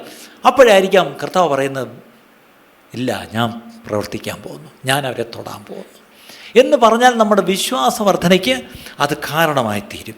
ശരി, അപ്പം നമുക്ക് എന്താണ് നമ്മുടെ ഒബ്ജക്റ്റീവ്സ് എന്നുള്ളത് മനസ്സിലായി. ഇനി എന്തിനായിട്ട് നമ്മൾ പ്രാർത്ഥിക്കാൻ പോകുന്നു എന്ന് ആലോചിക്കുമ്പോൾ, എന്തിനായിട്ട് നമ്മൾ പോരാടി പ്രാർത്ഥിക്കാൻ പോകുന്നു എന്ന് അറിയുമ്പോൾ, അടുത്തത് what are your challenges? You need to look at your challenges. എന്തൊക്കെയാണ് ആ വിഷയത്തിൽ നിങ്ങളുടെ വെല്ലുവിളികൾ? നിങ്ങൾക്ക് ആ വിഷയത്തിൽ വലിയ വെല്ലുവിളികൾ ഇല്ലെങ്കിൽ പിന്നെ വലിയ പ്രാർത്ഥനയുടെ ആവശ്യമില്ല, അത് ഓർത്തോണം. ഉദാഹരണത്തിന് നിങ്ങൾ സാറിന് ഒരു വിഷയത്തിന് വേണ്ടി, ഒരു വ്യക്തിക്ക് വേണ്ടി, ഒരു കുടുംബത്തിന് വേണ്ടി, അല്ലെങ്കിൽ ഈ പറഞ്ഞ പോലെ ഒരു ദേശത്തിന് വേണ്ടിയൊക്കെ പ്രാർത്ഥിക്കുമ്പം നമ്മൾ ഉടൻ പറയുന്നൊരു വാക്കാണ് ആ കുടുംബത്തെ പിശാച് ബന്ധിച്ചു വെച്ചിരിക്കുക. ഒരാൾ മദ്യപാനിയാണ്, അല്ലെങ്കിൽ വേറൊരാൾ ഡ്രഗ്സാണ്, അല്ലെങ്കിൽ വേറൊരാൾ ഈ പറഞ്ഞാൽ വേറെ എന്തെങ്കിലും ഒരു ഇതിൽ പെട്ടാൽ നമ്മൾ ഉടൻ പറയും ബന്ധിച്ചു വെച്ചിരിക്കുക. ഓക്കെ, ബന്ധിച്ചായിരിക്കും വെച്ചിരിക്കുന്നത്, ശരിയാ, അത് ആ വാക്ക് കറക്റ്റ് ആയിരിക്കാം. പക്ഷേ അതാണ് നിങ്ങളുടെ ചലഞ്ച്, അതാണ് നിങ്ങളുടെ വെല്ലുവിളി. പിശാച് അവരെ പിടിച്ചു വച്ചിരിക്കുകയാണെങ്കിൽ അതാണ് നിങ്ങളുടെ വെല്ലുവിളി, ശരിയല്ലേ? ഇപ്പം ചിലർ രക്ഷിക്കപ്പെടാൻ വേണ്ടി നിങ്ങൾ പ്രാർത്ഥിക്കും. ഇപ്പം സൗകര്യമാരെ നിങ്ങളുടെ ഭർത്താക്കന്മാർ രക്ഷിക്കപ്പെടാത്തവരുണ്ടെന്നിരിക്കട്ടെ, നിങ്ങൾ എന്തായിരിക്കും എന്നും പ്രാർത്ഥിക്കുന്നത്? കർത്താവേ, എൻ്റെ ഭർത്താവിനെ രക്ഷിക്കണം, എൻ്റെ ഭർത്താവിനെ രക്ഷിക്കണം. പക്ഷെ നിങ്ങൾ എത്ര നന്നായിട്ട് ജീവിച്ചിട്ട് നിങ്ങളുടെ നല്ല നടപ്പൊക്കെ ഭർത്താവ് കണ്ടിട്ടും നിങ്ങളിനി വീട്ടിൽ കൊണ്ടുവരാത്ത പാസ്റ്റർമാരാരും ബാക്കിയില്ല. നിങ്ങളിനി പറഞ്ഞ് പ്രാർത്ഥിക്കാൻ വേറെ ആരും ഇനിയില്ല. പക്ഷേ ഇത്രയൊക്കെ പ്രാർത്ഥിച്ചിട്ടും ഭർത്താവിന് ഒരു മാറ്റവും ഇല്ലെങ്കിൽ എന്തായിരിക്കും കാര്യം? അവിടെയാണ് നിങ്ങൾ കർത്താവിന് ഇഷ്ടമില്ലായിരിക്കും, കർത്താവിൻ്റെ ഹിതമല്ലായിരിക്കും എന്നൊക്കെ പറഞ്ഞ് വിടുകയാണോ ചിലരുടെയൊക്കെ പതിവ്. അങ്ങനെ ചെയ്യരുത്, ഒരിക്കലും അങ്ങനെ ചെയ്യരുത്. അവിടെയാണ് എന്താണ്, വാട്ട് ഈസ് ദ ചലഞ്ച്? എന്തുകൊണ്ട് എൻ്റെ ഭർത്താവ് ഈ കർത്താവിനെ അറിയുന്നില്ല, അല്ലെങ്കിൽ എന്തുകൊണ്ട് ഞാൻ പ്രാർത്ഥിക്കുന്ന ഈ കുടുംബം കർത്താവിനെ അറിയുന്നില്ല? അവിടെ എന്തോ ഒരു വെല്ലുവിളി നിങ്ങളുടെ മുമ്പിലുണ്ട് പ്രിയപ്പെട്ടവരെ. അതിന് ഒരു കാരണം എന്താണ് ആ വെല്ലുവിളി എന്നുള്ളത് ദൈവത്തോട് ചോദിക്കുക. പക്ഷേ ദൈവത്തോട് ചോദിക്കുമ്പോൾ ഞാൻ നേരത്തെ പറഞ്ഞല്ലോ, listening prayer is the key. നമ്മൾ ദൈവത്തോട് തന്നെ അത് ചോദിച്ചുകൊണ്ടിരിക്കുക. എന്തെങ്കിലും നിങ്ങൾക്ക് കാണിച്ചു തരേണ്ടതുണ്ടെങ്കിൽ ദൈവം അത് വെളിപ്പെടുത്തി തരും, അല്ലെങ്കിൽ കാട്ടിത്തരും എന്നുള്ള കാര്യം ഓർക്കണം. ഉദാഹരണത്തിന് ഇപ്പം ഡ്രഗ് അബ്യൂസ് വിത്ത് യൂത്ത്, ഇതൊരു വലിയ പ്രശ്നമാണ്. ഞാൻ നമ്മുടെ ചർച്ചിലെ തന്നെ സ്കൂൾ കുഞ്ഞുങ്ങളോട് ഈ ദിവസങ്ങളിൽ ഞങ്ങൾ ടീച്ചേഴ്സും യൂത്ത് ലീഡേഴ്സൊക്കെ ചോദിക്കുമ്പം ഞെട്ടിക്കുന്ന ചില കാര്യങ്ങളാണ് കേൾക്കുന്നത്. എനിക്കിത് ഓൺലൈനിൽ കൂടെ പറയാൻ ബുദ്ധിമുട്ടുള്ളതുകൊണ്ട് മാത്രം പറയുന്നില്ല. ട്രിവാൻഡ്രത്തെ അറിയപ്പെടുന്ന മിക്കവാറും എല്ലാ സ്കൂൾസിലും നമ്മുടെ കുട്ടികളോട് ചോദിച്ചേ, നിന്റെ ക്ലാസ്സിൽ ആർക്കെങ്കിലും ഡ്രഗ്സ് ഉണ്ടോ ചോദിച്ചാൽ കുട്ടികൾ മണിമണിയായിട്ട് ഉത്തരം പറയുന്നത്, അവർക്കെല്ലാം അറിയാം, അല്ലേ? കോളേജിലെ കാര്യമല്ല ഞാൻ പറഞ്ഞത്, സ്കൂൾ കുട്ടികളുടെ ഇടയിൽ നമ്മുടെ കുട്ടികൾ തന്നെ വളരെ അവർ പറയുന്നത് ഞങ്ങൾക്കറിയാം, ഞങ്ങളുടെ ഫ്രണ്ട്സൊക്കെ ഇത് എടുക്കുന്നവരുണ്ട്, ഞങ്ങളുടെ ഫ്രണ്ട്സ് എല്ലാം ഇത് ചെയ്യുന്നവരാണ് എന്ന് എല്ലാവരും ഇപ്പം പറയാൻ തുടങ്ങി. അതിൻ്റെ അർത്ഥം കുട്ടികളുടെ ഇടയിൽ സ്കൂളിൽ പോലും ഇതൊരു വലിയ പ്രശ്നമായിട്ട് വരുന്നു, ഡ്രഗ്സ്. അങ്ങനെയെങ്കിൽ ഇതൊരു ചലഞ്ചാണോ? ഇതിൻ്റെ പിന്നിൽ എന്നുള്ളതാര്? നിങ്ങൾ പറയും ഒരു ഡ്രഗ് മാഫിയ ഉണ്ട്, പെട്ടെന്ന് അതൊരു പ്രത്യേക ഒരു ജനവിഭാഗത്തെ, അങ്ങനെയൊന്നും പറയണ്ട. ഇതിൻ്റെ പിന്നിലൊരു പിശാചുണ്ട്, അത് നമുക്ക് വിശ്വസിക്കാമോ? അല്ലേ? ഇതിനെ പിശാച് ഉപയോഗിക്കുന്നത് വ്യക്തികളെയാണ്, പക്ഷേ ഇതിൻ്റെ പിന്നിലുള്ള കാരണം ആ വ്യക്തികളല്ല, കാരണം പിശാചാണെന്നോ. അതാണ് നമ്മുടെ മുമ്പിലുള്ള വെല്ലുവിളി. നമുക്കിവിടെ ചെന്ന് ബാക്കി ഈ പറഞ്ഞ മാഫിയകളെയൊക്കെ ചെന്ന് ക്രാക്ക് ഡൗൺ ചെയ്യാൻ നമ്മളെ കൊണ്ട് പറ്റത്തില്ല, പോലീസിനെ കൊണ്ട് പറ്റുന്നില്ല, ഭരണക്കാരെ കൊണ്ട് പറ്റുന്നില്ല, കോടതിയെ കൊണ്ട് പറ്റുന്നില്ല, പിന്നാണോ നമ്മൾ? പക്ഷേ കോടതിയെ കൊണ്ടും പോലീസിനെ കൊണ്ടും ഗവൺമെൻറ്റിനെ കൊണ്ടും പറ്റാത്തത് നമ്മളെ കൊണ്ട് പറ്റും.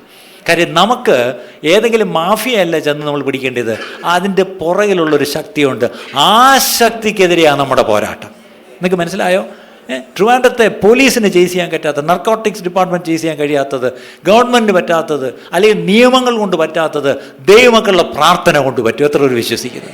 അതാണ് നമ്മൾ ഈ പറഞ്ഞുകൊണ്ടിരിക്കുന്ന പ്രിയപ്പെട്ടവരെ. ശരി, അപ്പം അടുത്ത ചോദ്യം, which are the spirits which is behind the problem? ഇതിൻ്റെയൊക്കെ പിന്നിലുള്ള ശക്തികൾ എന്താ? അല്ലെങ്കിൽ ഏത് ശക്തിക്കെതിരെയാണ് നമ്മൾ ഈ പോരാടുന്നു എന്നുള്ളത് നമ്മൾ മനസ്സിലാക്കണം. അതിന് ചെയ്യേണ്ട, ഞാൻ വീണ്ടും വീണ്ടും പറയുന്നു, അത് കണ്ടുപിടിക്കാൻ രണ്ട് വഴിയേ ഉള്ളൂ. ഒന്ന്, ലിസണിങ് പ്രെയർ, ഞാൻ നേരത്തെ പറഞ്ഞു, ദൈവത്തോട് തന്നെ ചോദിക്കണം. രണ്ട്, ഡൂ സം റിസർച്ച്. ചില റിസർച്ച് ഒന്ന് നടത്തുന്നത് നല്ലതാണ്. ഒരു കുടുംബത്തിൽ ഒരു സ്ഥിരമായ ഒരു പാറ്റേൺ കാണുന്നെങ്കിൽ നിങ്ങളൊന്ന് പഠിക്കുക, ആ കുടുംബത്തിൽ എന്താ ഇങ്ങനെ, ആ കുടുംബത്തിൽ ഒരു പ്രായം കഴിയുമ്പോൾ മക്കളെല്ലാം ഇങ്ങനെ ആയിപ്പോകുന്നു, ഒരു പ്രായം കഴിയുമ്പോൾ അവിടെ ആണുങ്ങൾ മരിച്ചു പോകുന്നു, അല്ലെങ്കിൽ ഒരു പ്രായം കഴിയുമ്പം വിവാഹം വേർപെട്ട് പോകുന്നു, അല്ലെങ്കിൽ ഒരു പ്രായം കഴിയുമ്പോൾ ഈ ഒരു അസുഖം വന്ന് എല്ലാവരും ക്യാൻസർ വന്നാൽ മരിക്കുന്നു. കണ്ടോണ്ടോ ചില പാറ്റേൺസ് ഇതിനുണ്ടോ? ചില കുടുംബങ്ങളിൽ ഈ പാറ്റേൺ നിങ്ങൾ എത്ര പറഞ്ഞാലും ആ പാറ്റേൺ ഉണ്ട്, അല്ലേ? അത് നിങ്ങളൊന്ന് പുറകോട്ടൊന്ന് പഠിക്കുന്ന ഒരു ചെറിയ ഒരു റിസർച്ച് നടത്തുന്നത് നല്ലതാണ്. അങ്ങനെ നടത്തി പോകുമ്പം നമ്മൾ അറിയാത്ത ചില കാര്യങ്ങൾ ദൈവം നമുക്ക് മനസ്സിലാക്കി തരും. അത് കുറച്ചുകൂടെ സ്പെസിഫിക് ആയിട്ടും കുറച്ചുകൂടെ എന്താ പറഞ്ഞത്, എഫക്റ്റീവായിട്ട് പ്രാർത്ഥിക്കുവാൻ അത് കാരണമായി തീരും. അതുകൊണ്ട് ആ റിസർച്ച് ഒന്ന് നല്ലത് തന്നെയാണ്. ഇനി അടുത്ത പ്രധാനപ്പെട്ട ഒരു കാര്യത്തിലേക്ക് ഞാൻ വരുന്നു. അതായത് വാട്ട് ആർ ദ കോസസ്? ആദ്യം പറഞ്ഞു വാട്ട് ആർ ദ ചാലഞ്ചസ്, വെല്ലുവിളികൾ എന്താണ്. അടുത്തത് എന്തായിരിക്കും അതിനുള്ള കാരണം. അടുത്തത് ആരായിരിക്കും ഇതിൻ്റെ പിന്നിലുള്ള അന്ധകാര ശക്തികൾ. എന്നുള്ളത് പറഞ്ഞാൽ അടുത്തതാണ് ഏറ്റവും പ്രധാനപ്പെട്ടൊരു പോയിൻ്റാണ് ഞാൻ പറയാൻ പോകുന്നത്. We need to find out from where do these demonic powers get their authority to do what they do and where they get the authority to blind and to bind. അതായത് നമ്മൾ ചിന്തിക്കേണ്ടത് ഇപ്പം ഫോർ എക്സാമ്പിൾ മദ്യപാനം അല്ലെങ്കിൽ drugs എന്ന് പറയാം. ഒരാൾ നിരന്തരം കുടിച്ചിട്ട് വരുന്നു വീട്ടിൽ. നിങ്ങൾക്കറിയാമല്ലോ, കേരളത്തിൽ അധ്വാനിക്കുന്ന ഒരു തൊഴിലാളി പകൽ പോയി ശരിക്കും നല്ലവണ്ണം അധ്വാനിച്ച് 1000 രൂപ ശമ്പളം കിട്ടി കൊണ്ടുവരിക. നേരെ അവൻ ചന്തയിൽ പോയി അരിയും മീനും കപ്പയും മേടിച്ചുകൊണ്ട് വീട്ടിൽ വരുന്നതായിരുന്നു പണ്ടത്തെ പതിവ്. ഇപ്പം നേരെ പോകുന്നത് എങ്ങോട്ടാ? ബെവറേജസ് കോർപ്പറേഷനിലോട്ടാണ് പോകുന്നത്. നേരെ പോയി എന്ത് ചെയ്യും? അവിടെ നിന്ന് 1000 രൂപയ്ക്ക് അവനന്ന് ശമ്പളം കിട്ടിയെങ്കിൽ ആ കുപ്പിക്ക് ഇപ്പം കൊടുക്കണം 1050 രൂപ. അവൻ 50 രൂപ കടവും കൂടെ വച്ചിട്ടാണ് അത് മേടിച്ചിട്ട് വരുന്നത്. വീട്ടിൽ വന്നപ്പോൾ ഭാര്യയും മക്കളും പാവം ഇയാൾ കൊണ്ടുവരുമെന്ന് പറഞ്ഞ് നോക്കിയിരിക്കുക. അപ്പോൾ വീട്ടിലോട്ട് വന്ന് കയറിയപ്പോൾ ഭാര്യയും മക്കളും നേണ്ട ഇങ്ങനെ നോക്കിയിരിക്കുക കണ്ടപ്പോൾ ഇയാൾക്ക് പിടിച്ചില്ല. ഇയാൾക്ക് ദേഷ്യം വന്ന് കാല് മടക്കി ഒറ്റ ചവിട്ട്, ഒറ്റ തൊഴി. എന്തിനാണ്?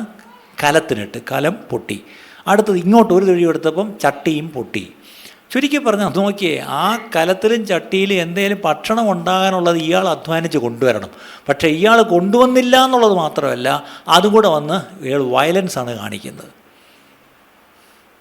ഇനി അടുത്ത ദിവസം കറി വയ്ക്കണമെങ്കിൽ, ചോറ് വയ്ക്കണമെങ്കിൽ ഒന്നേന്ന് കലവും വാങ്ങിക്കണം, ചട്ടിയും വാങ്ങിക്കണം. ആലോചിച്ച് നോക്കിയേ, ഇത്രയും കലവും ചട്ടിയൊക്കെ ഇട്ട് പൊട്ടിച്ചാലും അടുത്ത ദിവസവും ഇയാൾ കുടിച്ചേച്ച് വരുമ്പം ചോറും വെച്ച് കാത്തിരിക്കും ഭാര്യ. ശരിയല്ലേ? ഇത് പഴയ ഭാര്യമാരുടെ കാര്യമാണ്, നിങ്ങളുടെ കാര്യമല്ല. കേരളത്തിലെ പഴയ ഭാര്യമാരുടെ കാര്യമാണ്. അത് ഉൽപ്പത്തി പുസ്തകത്തിൽ ഉണ്ട്. ആദാമിനോട് ഹവ്വയോടും പറഞ്ഞപ്പം പറഞ്ഞിട്ടുണ്ട്, നിൻ്റെ ഇഷ്ടം എന്നും നിൻ്റെ ഭർത്താവിനോടായിരിക്കും. അതുകൊണ്ടാണ് വീണ്ടും വീണ്ടും, കേട്ടോ, ഇവിടെ ഇങ്ങനെ ഭർത്താക്കന്മാർ ഓർത്തോണം, ആ വാക്യമാണ് നിറവേറും നിങ്ങളുടെ ജീവിതത്തിൽ. നിങ്ങൾ എന്തൊക്കെ കാണിച്ചാലും വീണ്ടും വീണ്ടും സഹിച്ച് വീണ്ടും വീണ്ടും നിങ്ങളെ ഇങ്ങനെ സ്നേഹിച്ച് കൊണ്ടുപോകുന്നതിന് കാര്യം അതങ്ങനാണ്. സ്ത്രീകൾ, ദൈവം അവരെ സൃഷ്ടിച്ചിരിക്കുന്ന അങ്ങനെയാണ്. പക്ഷേ ഭർത്താവ് അടുത്ത ദിവസം പോയി നന്നായിട്ടൊക്കെ രാവിലെ വെളിവോടൊക്കെ ഇറങ്ങി ജോലിക്ക് പോകുമ്പം വളരെ നല്ല സ്വഭാവത്തിലാണ് പോകുന്നത്. വളരെ തീരുമാനമൊക്കെ എടുത്ത് ഭാര്യ തലയൊക്കെ വെച്ച് പ്രാർത്ഥിച്ചൊക്കെയാണ് വിട്ടത്. ഇന്ന് കുടിക്കാതെ വരണേ, ഓ. പക്ഷേ വൈകിട്ട് വരുമ്പം വീണ്ടും എന്ത് പറ്റും? അപ്പം പ്രശ്നം അയാളുടെ ഒരു ആസക്തി എന്താണ് പറയുന്നത്? അഡിക്ഷൻ എന്നൊക്കെ നമ്മൾ പറയും. ഈ അഡിക്ഷൻ എന്നൊക്കെ പറയുന്നതൊക്കെ കൊള്ളാം. പക്ഷെ നമ്മളിനി പറയാൻ പോകുന്നത് അഡിക്ഷനെ അല്ല കുറ്റം പറയാൻ പോകുന്നത്. ആ വരുന്ന വഴിക്ക് അവിടെ ഷാപ്പുള്ളതല്ല വിഷയം. ഇയാളുടെ ചില ചീത്ത കൂട്ടുകാരുണ്ടോ, അതുമല്ല വിഷയം. ഇയാൾക്ക് ഇത് ഭയങ്കര അതൊന്നുമല്ല വിഷയം. നമ്മൾ അതിൻ്റെ സ്പിരിറ്റ്സ് ബിഹൈൻഡായി പറയുന്നത്. അപ്പം ചോദ്യം, ആ സ്പിരിറ്റിന് ആര് അധികാരം കൊടുത്തു? അവിടെയാണ് നമ്മൾ ചിന്തിക്കേണ്ടത്. Where do they get the authority to do what they are doing? അല്ലേ, അവർ ഈ വ്യക്തിയിൽ ചേരിക്കുന്ന 2 കാര്യങ്ങളാണ്. ഈ വാക്കുകളൊന്നും ശ്രദ്ധിക്കണം. They blind the person or they bind the person. എന്താണ്? ഈ ലോകത്തിലെ പ്രഭു സുവിശേഷം പ്രകാശിക്കാതെ, അവരുടെ ഹൃദയദൃഷ്ടിയെ പ്രകാശിക്കാതെ എന്ത് ചെയ്യുന്നു?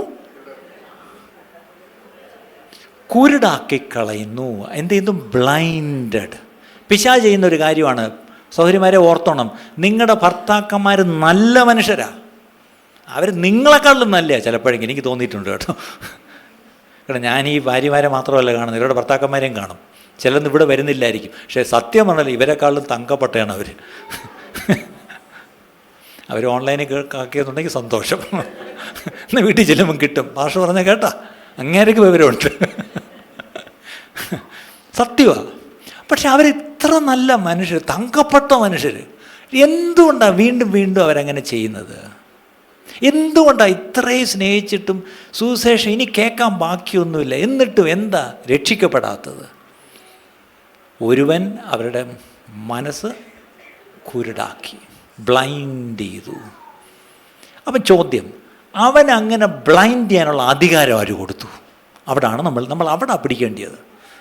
ആരാണ് അധികാരം കൊടുത്തത്? അടുത്തത്, ബ്ലൈൻഡ് മാത്രമല്ല, ടു ബൈൻഡ്. എന്താണ്? മുറുക്കെ കെട്ടിവെച്ചിരിക്കുക. ചിലരെങ്കിലും ചില അഡിക്ഷൻസിൽ അങ്ങ് കെട്ടിവെച്ചിരിക്കുക, അല്ലേ? ചില പാപ സ്വഭാവങ്ങൾ കെട്ടിവെച്ചിരിക്കുക. ആരാ കെട്ടിവെച്ചത്? പിശാചാണ്. ചോദ്യം, അങ്ങനെ കണ്ണു കുരുടാക്കാനും കെട്ടിവയ്ക്കാനും ആരധികാരം കൊടുത്തു? അതാണ് നമ്മൾ പഠിക്കേണ്ടത് പ്രിയപ്പെട്ടവരെ. നമ്മൾ ചുമ്മാ ഇതിൻ്റെ ഈ പെരിഫറി കിടന്നിങ്ങനെ കളിച്ചിട്ട് കാര്യമില്ല. Go into the root. നമ്മൾ ആ റൂട്ടിലേക്കാണ് പോകുന്നത്. ആരാണ് ഈ അധികാരം കൊടുത്തത്? ചില സ്ഥലങ്ങൾ നോക്കിയാൽ അറിയാം. കേരളത്തിലെ തന്നെ ചില സ്ഥലങ്ങൾ നോക്കിയാൽ അറിയാം. നിങ്ങളുടെ തന്നെ ചില ഫാമിലീസ് എടുത്ത് നോക്കിയാൽ ചില പാറ്റേൺസ് ഉണ്ട്. അത് ആ കുടുംബത്തിൽ അങ്ങനെ തന്നെ ആയിരിക്കും. അത് ഇപ്പം നിങ്ങൾ ഡോക്ടറെ അടുത്ത് പോയൊരു അസുഖം നിങ്ങൾ പറയുമ്പം അവർ നിങ്ങളുടെ ഒരു ചരിത്രം ചോദിക്കുമ്പോൾ കൂട്ടത്തിൽ ചോദിക്കും, നിങ്ങളുടെ കുടുംബത്തിൽ ആർക്കെങ്കിലും ഉണ്ടോ, അപ്പനോ അമ്മയ്ക്കോ ഉണ്ടോ? ഡയബറ്റീസ് എന്ന് പറയുമ്പോൾ തന്നെ ചോദിക്കുന്നത് എന്താ? അപ്പനും അമ്മയ്ക്കോ ഉണ്ടോ, വേറെ സിബ്ലിങ്സിനുണ്ടോ എന്ന് ചോദിക്കുന്നുണ്ടോ അല്ലേ? അപ്പോൾ അതിൻ്റെ അർത്ഥം ഒരു രോഗം പോലും അവർ പുറകോട്ടവർ അതിൻ്റെ വേര് തേടിപ്പോകുന്നു. ഞാൻ ചോദിച്ചോട്ടെ, നിങ്ങളുടെ ഒരു സിമ്പിൾ ഡയബറ്റീസിന് വേര് തേടിപ്പോകുന്നെങ്കിൽ ഈ പറഞ്ഞ ഒരു ആത്മീയ പ്രശ്നമാണ്, ഇതൊരു പൈശാചിക പ്രശ്നമാണ് അല്ലേ? ഇതൊരു പോരാട്ടമാണ്. ഇതിലും നല്ലവണ്ണം ഓർക്കണം, ഇതൊരു ഓപ്പറേഷനാണെങ്കിൽ you should see the history of the person. ഒന്ന് പുറകോട്ട് പോകണം. ഇതിന് എവിടെയാണ് വാതിൽ തുറന്ന് പിശാചിനെ കൊടുത്തത്?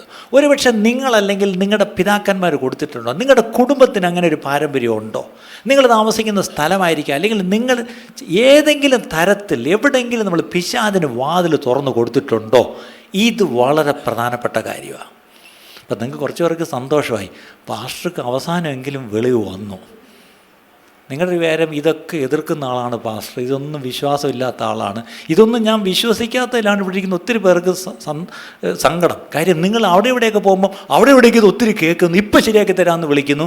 നിങ്ങൾ വളരെ ആത്മാർത്ഥമായിട്ട് ഫ്രണ്ടിൽ ചെന്ന് കൈപൊക്കി, പക്ഷെ ഒന്നും സംഭവിക്കുന്നില്ല. എവിടെയെങ്കിലും പോയി നിങ്ങൾ രക്ഷപ്പെട്ടെങ്കിൽ അത് മതിയായിരുന്നു, പക്ഷെ അത് സംഭവിക്കുന്നില്ലല്ലോ. എത്രയോ കുടുംബങ്ങളിൽ ഓടാൻ ബാക്കിയൊന്നും ഇല്ല അല്ലേ? കടം വാങ്ങിച്ച് വരെ പ്രവാചകന്മാർ കൊടുക്കുന്നവരെ എനിക്കറിയാം. ഞാൻ ആലോചിക്കുക, പ്രവാചകന് കൊടുത്ത വകയിൽ ഇപ്പം പലിശ കൊടുത്തുകൊണ്ടിരിക്കുക. ആലോചിച്ച് നോക്കി. ഉപവാസ പ്രാർത്ഥന നടത്തി മുടിഞ്ഞു പോയവരെ എനിക്കറിയാം. കാരണം എല്ലാത്തിനും തീറ്റിപ്പോറ്റണ്ടേ. ഇതൊക്കെ എല്ലാവരും പറയും. നീ ഇടയ്ക്ക് വീട്ടിൽ ചെന്നപ്പോൾ അവർ പറഞ്ഞതാണ്, ഞങ്ങളിനി കൊടുക്കാൻ ബാക്കിയൊന്നുമില്ല. ഒരു സൗകര്യം പറഞ്ഞാൽ ഇപ്പോഴും ഓർക്കണം. ഞാൻ സത്യം എൻ്റെ ഭർത്താവ് അറിയാതെ എൻ്റെ മാല ഞാൻ പണയം വെച്ച് ഞാൻ ഉപവാസ പ്രാർത്ഥന വീട്ടിൽ നടത്തി. ഞാൻ ചോദിച്ചോട്ടെ, മാല പണയം വെച്ച് എന്തിനാണ് വീട്ടിൽ ഉപവാസ പ്രാർത്ഥന നടത്തുന്നത്? ഞാൻ പറയുക, ഇവിടുത്തെ പ്രശ്നം ഒരു ഡോക്ടർ പുറകോട്ട് ചരിത്രം ചോദിക്കുന്നെങ്കിൽ ആത്മീയമായിട്ട് ഇതുപോലെ പുറകോട്ട് ചില കാര്യങ്ങളൊന്ന് നമ്മൾ റിസർച്ച് നടത്തേണ്ടി ഉണ്ട് പ്രിയപ്പെട്ടവരെ. അവിടെയാണ് നമ്മളിപ്പം നമ്മൾ വ്യക്തികൾ, ഞാൻ ഒത്തിരി വ്യക്തികളിലേക്ക് വരുമ്പോഴായി പ്രശ്നം. പക്ഷേ വ്യക്തികളിലേക്ക് വരുമ്പോൾ നിങ്ങൾക്ക് പെട്ടെന്ന് കത്തുന്നുണ്ട്, അത് വേറെ കാര്യം. തൽക്കാലം വ്യക്തി വിട്ടിട്ട് പട്ടണത്തിലേക്ക് ഒന്ന് പോവാം. നമ്മുടെ തിരുവനന്തപുരം പട്ടണം പോലെ മനോഹരമായൊരു പട്ടണം ലോകത്തിൽ വേറെ ഇല്ല. നിങ്ങൾ എവിടെ ഇന്ത്യയിൽ പോയാലും തിരിച്ച് തിരുവനന്തപുരത്ത് വരുമ്പോൾ ഒന്ന് ശ്വാസം വിടുമ്പോൾ ഒരു വ്യത്യാസമുണ്ട്. തിരുവനന്തപുരത്തിനൊരു വലിയ ഗുണമുള്ളത്, ആരും പിണങ്ങരുത്, തിരുവനന്തപുരത്ത് വന്നവരാരും തിരിച്ചു പോകാറില്ല. എറണാകുളത്ത് പോയവരൊക്കെ തിരിച്ചു വരും, പക്ഷേ തിരുവനന്തപുരത്ത് വന്നവരാരും തിരിച്ചു പോകാറില്ല. ഇടയ്ക്കൊരു കാലത്തൊരു ഫാഷൻ ഉണ്ടായിരുന്നു, എല്ലാവരും കൂടെ എറണാകുളത്തോട്ട് പോകും. പോയ സ്പീഡിൽ എല്ലാവരും തിരിച്ചു വന്നു. അത് കഴിഞ്ഞ് ഞങ്ങൾ ബാംഗ്ലൂരിൽ പോയി സെറ്റിൽ ചെയ്യും. ഇപ്പോഴും അവിടെ നിന്ന് തിരിച്ചു വന്നു തുടങ്ങി. സത്യം പറഞ്ഞാൽ കർത്താവ് വരുമ്പോൾ ഇവിടങ്ങളിലുള്ളതാണ് ഏറ്റവും നല്ലത്. കാര്യം നല്ലൊരു സമാധാനമുള്ളൊരു പട്ടണം. ഈ പട്ടണം പോലെ ഈ കുന്നും മലകളും ഇറക്കവും കയറ്റവും ഇതുപോലെ ഡ്രെയിനേജ് ആദ്യം ഉണ്ടായ പട്ടണമാണെന്ന് ഓർക്കണം. പൈപ്പ് വാട്ടർ ആദ്യം വന്നൊരു പട്ടണമാണ്. ഒരുപാട് കാര്യങ്ങളുണ്ടെന്ന് ഓർക്കണം. ഇത്രയും മനോഹരമായൊരു പട്ടണം. ഞാൻ തിരുവനന്തപുരത്തിൻ്റെ ബ്രാൻഡ് അംബാസഡറൊന്നും അല്ല, പക്ഷേ ഒരു സത്യം പറയും. പക്ഷേ ഈ പട്ടണത്തിൽ ജീവിക്കുന്ന നമുക്കൊരു കാര്യം അറിയാം, പുറമേ കാണുന്ന പോലെ അല്ല പട്ടണം ഒത്തിരി ചീത്തയായിപ്പോയി. പട്ടണത്തിൽ ഒരുപാട് വയലൻസ് അല്ലേ, ഒരുപാട് അക്രമം, ഒരുപാട് സൂയിസൈഡ്സ്, ഒരുപാട് ഡ്രഗ്സ്, ഒരുപാട് കുടുംബ പ്രശ്നങ്ങൾ, ചെറുപ്പക്കാരുടെ വിഷയം, കുട്ടികളുടെ വിഷയം അല്ലേ, പിന്നെ അഴിമതി. ചുരുക്കി പറഞ്ഞാൽ ഈ ആടിമുടി എന്ന് പറഞ്ഞ പോലെ സകലവും നശിച്ചു കിടക്കുന്നൊരവസ്ഥയാണ് എല്ലാ പട്ടണങ്ങളും. തിരുവനന്തപുരം ഒട്ടും മോശമല്ല. ഒരു കാലത്ത് ഈ പട്ടണത്തിലെ ഭംഗി കുഞ്ഞുനാൾ തൊട്ട് കണ്ടവർ ഞാൻ ഇന്ന് എനിക്ക് പട്ടണത്തിൽ ഇറങ്ങുമ്പോൾ എനിക്ക് ഭംഗി കാണുന്നില്ല. എല്ലാം വൃത്തികേടും അഴുക്കും ഇല്ലേ ചവറും എന്തൊക്കെയാണ്. പക്ഷേ അവിടെ ഒരു കാര്യം ഓർക്കണം, ഓരോ പട്ടണത്തെയും അതിനെ പിടിച്ചു വെച്ച് അതിൻ്റെ മേൽ ഈ പറഞ്ഞ പോലെ വ്യാപരിക്കുന്ന, അല്ലെങ്കിൽ അതിൻ്റെ മേൽ കർത്തൃത്വം അല്ലെങ്കിൽ അധികാരം നടത്തുന്ന ഒരു വ്യക്തിയുണ്ട്. അയാൾക്ക് ഒരു പേരുണ്ട്. ബൈബിളിൽ മറ്റാരും ഇട്ട പേരല്ല, യേശു തന്നെ പറഞ്ഞൊരു പേരുണ്ട്. ആരാണ്? സ്ട്രോങ് മാൻ എന്ന് പറയും, ബലവാൻ. ഓരോ പട്ടണത്തിൻ്റെ മേലും ആരുണ്ട്? ഒരു സ്ട്രോങ് മാൻ ഉണ്ട്, ഒരു ബലവാൻ. യേശു എന്താ പറഞ്ഞത്? ബലവാനെ പിടിച്ച് കെട്ടിയിട്ടല്ലാതെ അവൻ്റെ കോപ്പ് നിങ്ങൾക്ക് കവരാൻ കഴിയുമോ? ഇല്ല. കാര്യം ആദ്യം you have to bind him first. ഇന്നത്തെ പ്രശ്നം, ഈ പട്ടണത്തിൻ്റെ മേൽ ഒരു അധിപതിയുണ്ട്. ഒരു വാഴ്ചകളും അധികാരങ്ങളും വളരെ സ്ട്രക്ചേർഡായിട്ട് ഈ പട്ടണത്തിന് മേൽ. ഈ പട്ടണത്തിൽ 100 വാർഡുണ്ടെങ്കിൽ ആ 100 വാർഡിൻ്റെ മേളിലുണ്ട് ഈ പറഞ്ഞ നമ്മൾ കമ്മ്യൂണിറ്റീസിൻ്റെ ഒരു ലിസ്റ്റ് എടുത്തില്ല, ആ ഓരോ കമ്മ്യൂണിറ്റീസിൻ്റെ മേൽ അവരെ ബൈൻഡ് ചെയ്യുന്ന സ്പിരിറ്റ്സ് ഉണ്ടോ ഇല്ലയോ? അല്ലേ? അങ്ങനെ ഉണ്ടെങ്കിൽ ആ സ്ട്രോങ് മാൻ ആരാണ്? അതാരാണെന്നൊന്ന് കണ്ടുപിടിക്കുന്നതല്ല. ഇനി ഇതിനെപ്പറ്റി ഞാൻ ഒത്തിരി ഡീറ്റെയിൽ പോകത്തില്ല, കാര്യം അതിനോട് എനിക്ക് വെച്ച് യോജിപ്പില്ല, വേറെ ഒന്നും കൊണ്ടല്ല. ഇപ്പോൾ ഈ സ്പിരിച്വൽ മാപ്പിംഗ് എന്നൊക്കെ പറഞ്ഞുകൊണ്ട് പിന്നെ അത് ഭയങ്കര വലിയൊരു ഏരിയയാണ്. പിന്നെ എല്ലാവരും നിങ്ങൾ പിന്നെ റിസർച്ച് തുടങ്ങും, എന്താണ് ഞാൻ സ്പിരിച്വൽ മാപ്പിങ്ങിലാണ്. അതൊരു എക്സ്ട്രീമിലോട്ട് പോയാൽ അതും വലിയ ഇച്ചിരി വട്ടായിട്ട് പോകും, അത് വേണ്ട. പക്ഷെ ഞാൻ ഒരു കാര്യം പറയാം, ഓരോ പട്ടണത്തിനും ഒരു ചരിത്രമുണ്ട്, ശരിയാണോ? ഈ പട്ടണത്തിന് ചരിത്രം എന്താ? ഈ പട്ടണം ഭരിച്ചിരുന്ന ആരൊക്കെയാവുണ്ട്? നമ്മൾ നല്ല സെൻസിൽ എടുക്കാവേ, നിങ്ങൾ പ്രത്യേകിച്ച് ഓൺലൈനാണ്, ഞാൻ വളരെ സൂക്ഷിച്ചാണ് സംസാരിക്കുന്നത്. ഈ പട്ടണം ഏതാ? തിരുവനന്തപുരം. ഇവിടെ ഭരിച്ചിരുന്ന നമുക്കറിയാം തിരുവിതാംകൂർ രാജാക്കന്മാരാണ്, പ്രത്യേകിച്ച് മാർത്താണ്ഡപിള്ള മഹാരാജാവ്. അദ്ദേഹം ഒരിക്കൽ ഒരു യുദ്ധം ജയിച്ചു. ആ ചരിത്രം നിങ്ങൾ സോഷ്യൽ സ്റ്റഡീസ് ജയിച്ചിട്ടുണ്ടോ? ഇല്ല. ഓക്കെ, പണ്ട് ഞാനും സോഷ്യൽ സ്റ്റഡീസിലൊക്കെ പഠിച്ചിട്ടുണ്ട്. അതിനകത്ത് ഞാൻ പഠിച്ചതാണ്. എന്താണ്? അദ്ദേഹം ഒരിക്കലൊരു യുദ്ധം ജയിച്ചപ്പം അദ്ദേഹം എന്ത് ചെയ്തു? ഈ പട്ടണത്തെ തൃപ്പടിത്താനം എന്ന് കേട്ടിട്ടുണ്ടോ? അതായത് ഇത് തൻ്റെ കുലദൈവം അല്ലെങ്കിൽ തൻ്റെ ഒരു മൂർത്തിക്ക് എന്ത് ചെയ്തു? ആരാധനാമൂർത്തിക്ക് അങ്ങ് സമർപ്പിച്ചിട്ട് പറഞ്ഞു, അങ്ങാണിനി ഈ പട്ടണത്തെ, ഈ രാജ്യത്തെ ഇനി അങ്ങാണ് വാഴേണ്ടത്. ഞാൻ അങ്ങയുടെ ദാസൻ മാത്രം. എൻ്റെ പേര് പത്മനാഭദാസൻ. ഇന്നും തിരുവിതാംകൂറിലെ രാജാക്കന്മാരെ എഴുതുമ്പം പത്മനാഭദാസ ചിത്തിര തിരുനാൾ, പത്മനാഭദാസ എന്ന് പറഞ്ഞേ എഴുത്തുള്ളൂ. അതിൻ്റെ അർത്ഥം ഈ പട്ടണത്തിലെ അധികാരികൾ, ഈ രാജ്യത്തിൻ്റെ അധികാരി, രാജ്യം എന്ന് പറയുമ്പം നമ്മുടെ ഈ തിരുവിതാംകൂർ അധികാരികൾ ഒരു കാലത്ത് ഈ പട്ടണത്തെ എടുത്ത് ആരുടെ കാലിൽ വെച്ചു? അവർ വിശ്വസിക്കുന്ന ഒരു ആരാധനാമൂർത്തിയുടെ മുമ്പിൽ സമർപ്പിച്ചു. അത് അന്ന് അവർ ചെയ്തതിൽ വല്ല തെറ്റുണ്ടോ? ഒരു തെറ്റുമില്ല. അവരുടെ വിശ്വാസപ്രകാരം അവർ ചെയ്തു, അത് നമ്മളൊന്നും പറയണ്ട. പക്ഷേ പ്രശ്നം, അങ്ങനൊരു ഹിസ്റ്ററി ഈ പട്ടണത്ത് കിടപ്പുണ്ട്, ശരിയാണോ? ഇനി പോയി നിങ്ങൾ ഗൂഗിൾ അടിച്ച് നോക്കിക്കോ, ഒരുപാട് ഡീറ്റെയിൽ കിട്ടും. എൻ്റെ ചോദ്യം, ഈ പട്ടണം അന്നത്തെ ഒരു രാജാവ് ആർക്കോ കാഴ്ചവെച്ചെങ്കിൽ അദ്ദേഹത്തിൻ്റെ കണ്ണിൽ തെറ്റില്ല, അത് വിശ്വസിക്കുന്നവരുടെ ആ കൂട്ടത്തിലുള്ളവർക്ക് അത് തെറ്റല്ല. പക്ഷേ ദൈവവചനത്തിൻ്റെ അടിസ്ഥാനത്തിൽ നോക്കുമ്പോൾ നമ്മളിവിടെ തീർച്ചയായും നമ്മളിവിടെ പ്രജകളാണ് ഒരർത്ഥം. നമ്മളിപ്പം സിറ്റിസൻസ് എന്നാണ് പറയുന്നത്, പ്രജകളല്ലല്ലോ, നമ്മൾ സിറ്റിസൻസ് എന്ന് പറയും. പക്ഷെ ഒരു കാര്യം ഓർക്കണം, നമ്മൾ പുറകോട്ട് പോയി ഒന്നും നമുക്കിനി തിരുത്താൻ പറ്റത്തില്ല. പക്ഷെ ഒരു കാര്യം, ഇങ്ങനൊരു ഹിസ്റ്ററി ഉണ്ടെങ്കിൽ നമുക്ക് ആ ഹിസ്റ്ററിയെ നമുക്കൊന്ന് റീവിസിറ്റ് ചെയ്തിട്ട് പറയാം, okay, that was done in the past, but today കർത്താവെ ഞങ്ങൾ അധികാരത്തോടെ, കർത്താവെ ഈ പട്ടണത്തിന്മേൽ കർത്താവെ ദൈവത്തിൻ്റെ ഒരു സാന്നിധ്യം വെളിപ്പെടണം, ദൈവത്തിൻ്റെ ഒരു കൃപയോടെ ഉണ്ടാവണം, ദൈവത്തിൻ്റെ ഒരു ശക്തി വെളിപ്പെടണം. കർത്താവെ ഇവിടെയുള്ള പഴയ ആരെങ്കിലും രാജാക്കന്മാരോ ആരെങ്കിലും ചെയ്തതിനോടൊന്നും ഞങ്ങൾക്കൊരു പണക്കുമില്ല, അതൊക്കെ പോട്ടെ. പക്ഷേ ഇന്ന് ഈ പട്ടണത്തിൽ ജീവിക്കുന്ന ജനം, ആ ജനത്തെ സൃഷ്ടിച്ചത് ദൈവമാണെങ്കിൽ ഇന്ന് പാപത്തിൽ കിടക്കുന്ന ഈ ജനം, കർത്താവെ അന്ധകാരത്തിൽ കിടക്കുന്ന ഈ ജനം അത്ഭുത പ്രകാശം കാണണം. ആ അത്ഭുത പ്രകാശം കാണുവാൻ തടസ്സം ഞങ്ങൾ എത്ര പ്രസംഗിച്ചിട്ടും എത്ര സുവിശേഷം പറഞ്ഞിട്ടും എന്തൊക്കെ ചെയ്തിട്ടും അവരുടെ ദൃഷ്ടി പ്രകാശിക്കുന്നില്ല. ഈ പലതരം അഡിക്ഷൻസിലായിരിക്കുന്ന ഞങ്ങളുടെ പല പ്രിയപ്പെട്ടവരും വീണ്ടും വീണ്ടും ആ ബന്ധനത്തിൽ തന്നെ ആയിരിക്കുന്നു. എന്തുകൊണ്ട് ഈ ബന്ധനത്തിൽ നിന്ന് ജനം പുറത്തു വരുന്നില്ല? അതിൻ്റെ അർത്ഥം ഈ പട്ടണത്തിന് മേൽ ദൈവമേ അങ്ങ് അധികാരിയായിരിക്കണമേ, അങ്ങ് കർത്താവായിരിക്കണമേ, അങ്ങ് വാഴണമേ കർത്താവേ. സകല നാമത്തിന് മീതെയുള്ള യേശുവിൻ്റെ നാമം ഈ പട്ടണത്തിന് മേൽ ഉയർന്നിരിക്കണമേ എന്ന് നമ്മൾ പ്രാർത്ഥിക്കുമോ? നമ്മളൊരു മതങ്ങൾക്കെതിരെയല്ല, ഒരു വിശ്വാസങ്ങൾക്ക് എതിരെയല്ല, ഒന്നും നമ്മൾ ചെയ്യുന്നില്ല. പക്ഷേ നമ്മൾ വിശ്വസിക്കുന്നു യേശു കർത്താവെങ്കിൽ, യേശു കർത്താവെങ്കിൽ ആ യേശുവിൻ്റെ കർത്തൃത്വം സകലത്തിന്മേലും സകലരുടെ മേലും വരണം. കാര്യം ഒരു ദിവസം വരും, എല്ലാ നാവും ഏറ്റുപറയും, എല്ലാ മുഴങ്കാലുകളും മടങ്ങും. എന്നിട്ട് എന്തു പറയും? യേശു കർത്താവെന്ന് പറയുന്നൊരു നാളുണ്ട്. ഭൂമി അല്ല, സമുദ്രം വെള്ളം കൊണ്ട് നിറഞ്ഞിരിക്കുന്നത് പോലെ അല്ലേ? അവൻ്റെ മഹത്വം കൊണ്ട് ഭൂമി നിറയുന്നൊരു സമയമുണ്ട്. അങ്ങനൊരു കാലമുണ്ട്. പക്ഷെ അങ്ങനൊരു സമയം വരണമെങ്കിൽ എൻ്റെയും നിങ്ങളുടെയും പ്രത്യേകിച്ച് ദൈവസഭയുടെ ഒരു ഉദ്ദേശം എന്താ? അതാ ഞാൻ കഴിഞ്ഞ ആഴ്ച പറഞ്ഞത്.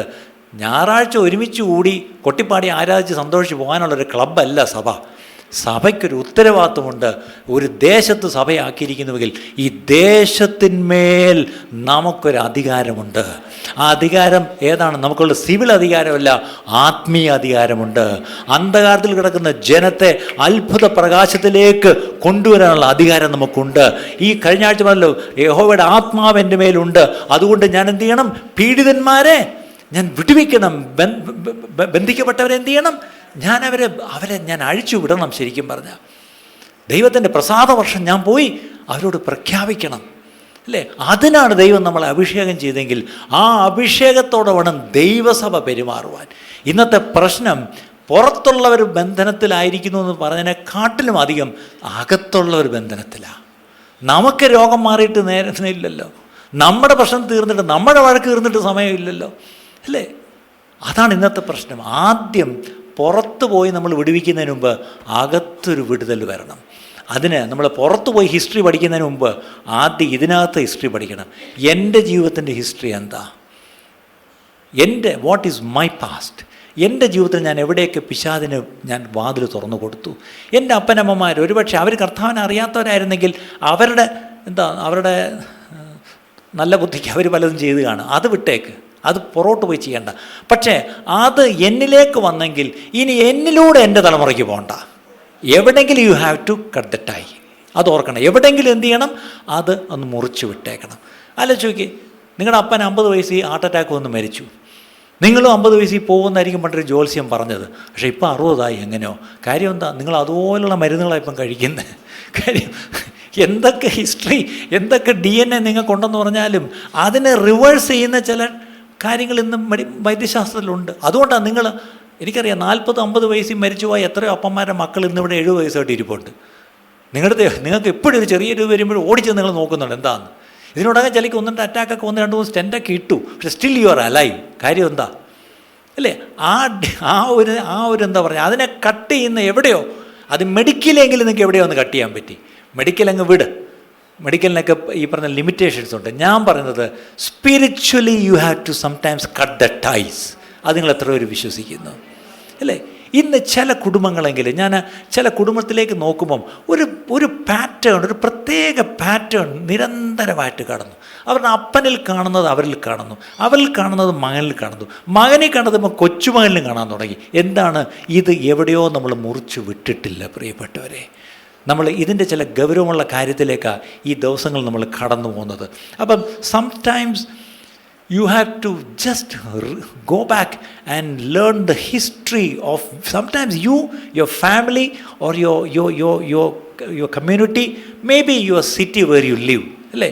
പക്ഷേ അവിടെ നിങ്ങളുടെ മുമ്പിലുള്ള ഭരണകർത്താക്കൾ ചില എഗ്രിമെൻ്റ് ചെയ്തിട്ടുണ്ടോ? ചില കരാറുകൾ ആരുമായിട്ടെങ്കിലും ചെയ്തിട്ടുണ്ടോ? ചെയ്തിട്ടുണ്ടായിരിക്കും. ഇനി നിങ്ങളുടെ അമ്മയുടെ ഉദരത്തിലിരിക്കുമ്പം നിങ്ങളുടെ അമ്മ നിങ്ങളെയും കൊണ്ട് എവിടെയെങ്കിലും പോയി ഈ ഉദരത്തിരിക്കുന്ന കുഞ്ഞിനെ എവിടെയെങ്കിലും കാഴ്ച വെച്ചിട്ടുണ്ടോ? അവിടെ നിങ്ങളുടെ മനസ്സിലേക്ക് വരുന്ന ചില സ്ഥലങ്ങളൊക്കെ കാണും. എന്തിന്? പഴയ കേരളത്തിലെ ചില പള്ളികളിൽ പോയി ചെയ്തിട്ടുണ്ടോ? ഇനി അതെല്ലാം അങ്ങ് വിട്ടേക്കാം. എനിക്കിത് തരുന്നത് ആൺകുഞ്ഞാണെങ്കിൽ കർത്താവിന് ഞാൻ കൊടുക്കും, കർത്താവിൻ്റെ വേലയ്ക്ക് കൊടുക്കുമെന്നെങ്കിലും പറഞ്ഞിട്ടുണ്ടോ? എന്നിട്ടിപ്പോൾ അവനെന്ത് ചെയ്യേ? അവനങ്ങ് അന്റാർട്ടിക്കയിലിരിക്കുന്നു. അവിടെ നോക്കിയേ, നിങ്ങളൊരു അഗ്രിമെൻ്റ് ചെയ്തതാ, അല്ലേ? നിങ്ങൾ കർത്താവിനൊരു സമർപ്പണം ചെയ്തതാ. പക്ഷേ കുഞ്ഞ് ജനിച്ച് സുന്ദരനെന്ന് കണ്ടപ്പം പിന്നെ എനിക്കിരിക്കട്ടെ, കുഴപ്പമില്ല, അല്ലേ? നല്ലതെല്ലാം നിങ്ങൾക്ക് വെച്ചു. പേട്ടനെ എടുത്ത് എന്ത് ചെയ്ത് ബൈബിൾ കോളേജ് വിട്ടു. പണ്ട് ബൈബിൾ കോളേജ് പോകുന്നതിനെ പറ്റി പറയുന്നതാണ്. മൂത്തവൻ എഞ്ചിനീയറായി, അടുത്തവൻ ഡോക്ടറായി, മൂന്നാമത്തവൻ SLC പാസ്സാവുന്നില്ല, അവനെവിടെ വിട്ടു? അവന് ബൈബിൾ കോളേജ് വിട്ടു. അങ്ങനെ ഒരു കാലമാണ്. ഇപ്പോൾ അതിന് പോലും ആളിനെ കിട്ടത്തില്ല, പേട്ടനെ പോലും കിട്ടാനില്ല. ആലോചിച്ച് നോക്കി. ഇതൊക്കെ ഞാൻ തുറന്നങ്ങ് പറയുക. ദിസ് ഇസ് ദ റിയാലിറ്റി, അല്ലേ? അപ്പം എന്തുകൊണ്ട് നമ്മൾ എന്തെങ്കിലും എഗ്രിമെൻറ്റ്സ് ചെയ്തിട്ടുണ്ടോ ആരോടെങ്കിലും? Have you made some covenants which ഇനി അങ്ങനെ ഉണ്ടെങ്കിൽ ചില പാവങ്ങൾ ഇങ്ങനെ ആരോ ചെയ്ത ചില കരാറുകൾ, ആരോ ചെയ്ത ചില സമർപ്പണങ്ങൾ, ആരോ കഴിച്ച ചില നേർച്ച കാഴ്ചകൾ, ഇതിൻ്റെ ഒരു ഫലമായി ചില തരം പാവങ്ങൾ, ഡീറ്റെയിലോട് ഞാൻ പോകുന്നത്, ചില തരം പാവങ്ങൾ അത് ആ കുടുംബത്തിൽ കാണും, അത് ആ ലൈനിൽ, ആ ഹിസ്റ്ററിയിൽ ഇങ്ങനെ കാണും. അതിന് എന്തോ ഒരു കാരണം എവിടെയോ ഉണ്ട് പ്രിയപ്പെട്ടവരെ. അതിനി നിങ്ങൾ ഒരുപാട് ചേഞ്ഞ് നടക്കണ്ട. ഒന്ന്, ദൈവത്തോട് ചോദിക്കുക, ദൈവം ചിലപ്പോൾ അത് കാണിച്ചു തരും. രണ്ട്, ദൈവം കാണിച്ചു തന്നില്ലെങ്കിൽ വേണ്ട, നമുക്കത് മുറിച്ച് കളയാൻ പറ്റും, അല്ലേ? അതിനുള്ള കൃപ ദൈവം നമുക്ക് തന്നിട്ടുണ്ട് പ്രിയപ്പെട്ടവരെ. ചില സമയത്തെങ്കിലും sometime it can be a sin, sometime it can be a rebellion എന്തോ മലയാളം, ശാഠ്യം, അല്ലേ? ചില ശാഠ്യങ്ങൾ നിങ്ങൾ ശ്രദ്ധിച്ചിട്ടുണ്ടോ? ചില കുടുംബത്തിൽ ഇപ്പോഴത്തെ കുട്ടികളെടുത്താൽ മതിയല്ലോ, അവരുടെ റിബല്യം ശ്രദ്ധിച്ചിട്ടുണ്ടോ? അല്ലേ? അവരുടെ ചില ശാഠ്യം കണ്ടിട്ടുണ്ടോ? നിങ്ങളിപ്പം സത്യം പറഞ്ഞാൽ മൊബൈൽ കാണിക്കാതെ പിള്ളേരെ ഊട്ടുന്ന എത്ര അമ്മമാരുണ്ട് പറഞ്ഞേ? ഒരു 2 വയസ്സല്ല, ഇടയ്ക്ക് ഒരു 4-5 മാസമുള്ളൊരു കുഞ്ഞെങ്ങനെ ഇരുന്ന് നോക്കുന്നു. എവിടെയായിരുന്നു? ഇവിടെ കണ്ട് ആരായിരുന്നു? 2 ദിവസം ഏതൊരു കുഞ്ഞ്, ഇപ്പം ഉണ്ടായ കുഞ്ഞ്, ഈയിടയ്ക്ക് അങ്ങോട്ട് പ്രതീക്ഷിച്ച് വിട്ടതേ ഉള്ളൂ. കുഞ്ഞ് കണ്ട് ഇങ്ങനെ മൊബൈൽ തുറന്നു കൊടുത്താലേ ഇപ്പം പാല് കുടിക്കൂ, മൊബൈൽ കണ്ടാലേ ഇപ്പം പാല് പൂച്ചത്തുള്ളൂ. അതാ പ്രശ്നം. ഇതിനത് വലിയ ഗമയിലാണ് പേരൻസ് പറയുന്നത്. എന്ത് ചെയ്യാനാ, അത് തുറന്നു കൊടുത്താലേ കഴിക്കൂ. എന്താ റിബല്യനാ കുഞ്ഞിന്? പണ്ട് മൊബൈൽ കണ്ട് പാല് കുടിച്ചിട്ടുള്ളവരൊക്കെ ഒന്ന് കൈപൊക്കിക്കേ. TV കാണിച്ചുകൊണ്ട് ചോറുണ്ടവരൊക്കെ എത്ര പേരുണ്ട് ഇവിടെ? അന്ന് കാണാൻ മൊബൈലും ഇല്ല, TV ഇല്ല, അതുകൊണ്ടൊക്കെ നമ്മൾ ജീവിച്ചിരിക്കുന്നു. ഇന്ന് ഈ മൊബൈലും TVയും കാണിച്ച് ഊട്ടുന്നതും തിരിക്കുന്നതൊക്കെ സത്യം പറഞ്ഞാൽ സങ്കടം തോന്നും, അല്ലേ? ഞാൻ പറയുന്നത്, എന്തുകൊണ്ട് ഈ റിബല്യൻ? Why this rebellion? അത് why is there in the family? ഭാര്യയും ഭർത്താവും ഒരു കാരണവശാലും ഒന്നിച്ച് പോകത്തില്ല തീരുമാനിച്ച് ഇപ്പം ഡിവോഴ്സ് ഒരാൾ ചിലപ്പം കൊണ്ട് കൊടുക്കും, മ്യൂച്വലി എഗ്രി ചെയ്ത് എളുപ്പമുണ്ട്. പക്ഷെ അങ്ങനെ അല്ലല്ലോ, ഒരാളല്ലേ ആദ്യം കൊടുക്കുന്നത്. എന്തുകൊണ്ട് ഒന്നിച്ച് പോകാൻ കഴിയത്തില്ല എന്ന്? എന്തുകൊണ്ട് ഈ വാശി? ഞാൻ പറയട്ടെ, there is A rebellion somewhere. എവിടെയോ റിബല്യൻ ഉണ്ട്. ആ റിബല്യൻ അതൊരു സ്പിരിച്വലാണെന്ന് ഓർക്കണം. ആ സ്പിരിച്വൽ റിബല്യൻ ആ കുടുംബത്തിൽ ഇങ്ങനെ കാണുന്നെങ്കിൽ എന്തോ അതിൻ്റെ പിന്നിലൊരു സ്പിരിറ്റുണ്ട്. ആ സ്പിരിറ്റിനോടാണ് നമുക്ക് പോരാട്ടം. ഒരിക്കലും ഡിവോഴ്സ് ഫയൽ ചെയ്ത ആളിനോടല്ല നമുക്ക് പോരാട്ടം. നമുക്ക് പോരാട്ടം ആരോടാ?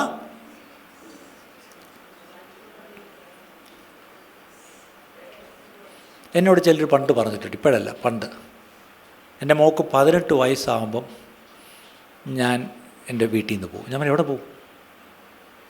ഞാൻ ഡിവോഴ്സ് വാങ്ങിച്ച് പോകും. ഞാൻ പിന്നെ മോളെ ആര് കെട്ടിക്കും? അതിനുള്ള എല്ലാം ഞാൻ കണ്ടുവച്ചിട്ടുണ്ട്, പക്ഷേ ഞാൻ പോകും. എന്നോട് 18 വയസ്സിന് മുമ്പുള്ള പെൺകുട്ടികൾ പറഞ്ഞിട്ടുണ്ട്, ഞങ്ങളെ 18 വയസ്സാകുമ്പോൾ ഞാൻ ഈ വീട്ടിൽ നിന്ന് പോകും. ഞാൻ എവിടെ പോകും? നീ 18 വയസ്സാകട്ടെ, കാണിച്ചു തരാം. എന്താ? Why from where is this rebellion coming? എന്തുകൊണ്ട് ഈ ശാഠ്യം വരുന്നു? വീട്ടിൽ എന്തുകൊണ്ട് ഒന്നിച്ച് കഴിയാൻ കഴിയുന്നില്ല? വീട്ടിൽ താമസിക്കത്തില്ല, ഞാൻ എവിടെയെങ്കിലും പോയി താമസിക്കുക എന്നുള്ള റിബല്യൻ, അല്ലേ? ഇവിടെ എല്ലാം ഓർക്കണം പ്രിയപ്പെട്ടവരെ, ഇതൊരു സ്പിരിറ്റാണ്. ഈ സ്പിരിറ്റിന് എവിടെയാണ് നമ്മൾ വാതിൽ തുറന്നു കൊടുത്തതെന്ന് നമ്മൾ ആദ്യം ഒന്ന് പരിശോധിക്കണം. എവിടെയാണ് എൻ്റെ ഹൃദയത്തിൽ ഇരുട്ടറകൾ? അവിടെയാണ് ഈ പിശാച് കയറിയിരിക്കുന്നത്, അല്ലേ? അപ്പം അടുത്തത്, strong man. Who is the strong man എന്നുള്ളതാണൊന്ന്. ബലവാനാര് ഇതിനകത്ത്? 2, എനി ഹിസ്റ്ററി ഒന്ന് പുറകോട്ട് പോയാൽ, any covenants, any agreements, any oath, എന്തെങ്കിലും കരാറുകൾ ആരുമായിട്ടെങ്കിലും ചെയ്തിട്ടുണ്ടോ? പിന്നെ ചിലപ്പോഴെങ്കിലും ഇതിനോട് എനിക്ക് വലിയ യോജിപ്പില്ലെങ്കിലും അതിനകത്തൊരു സത്യമുണ്ട്. There may be some monuments or some idols.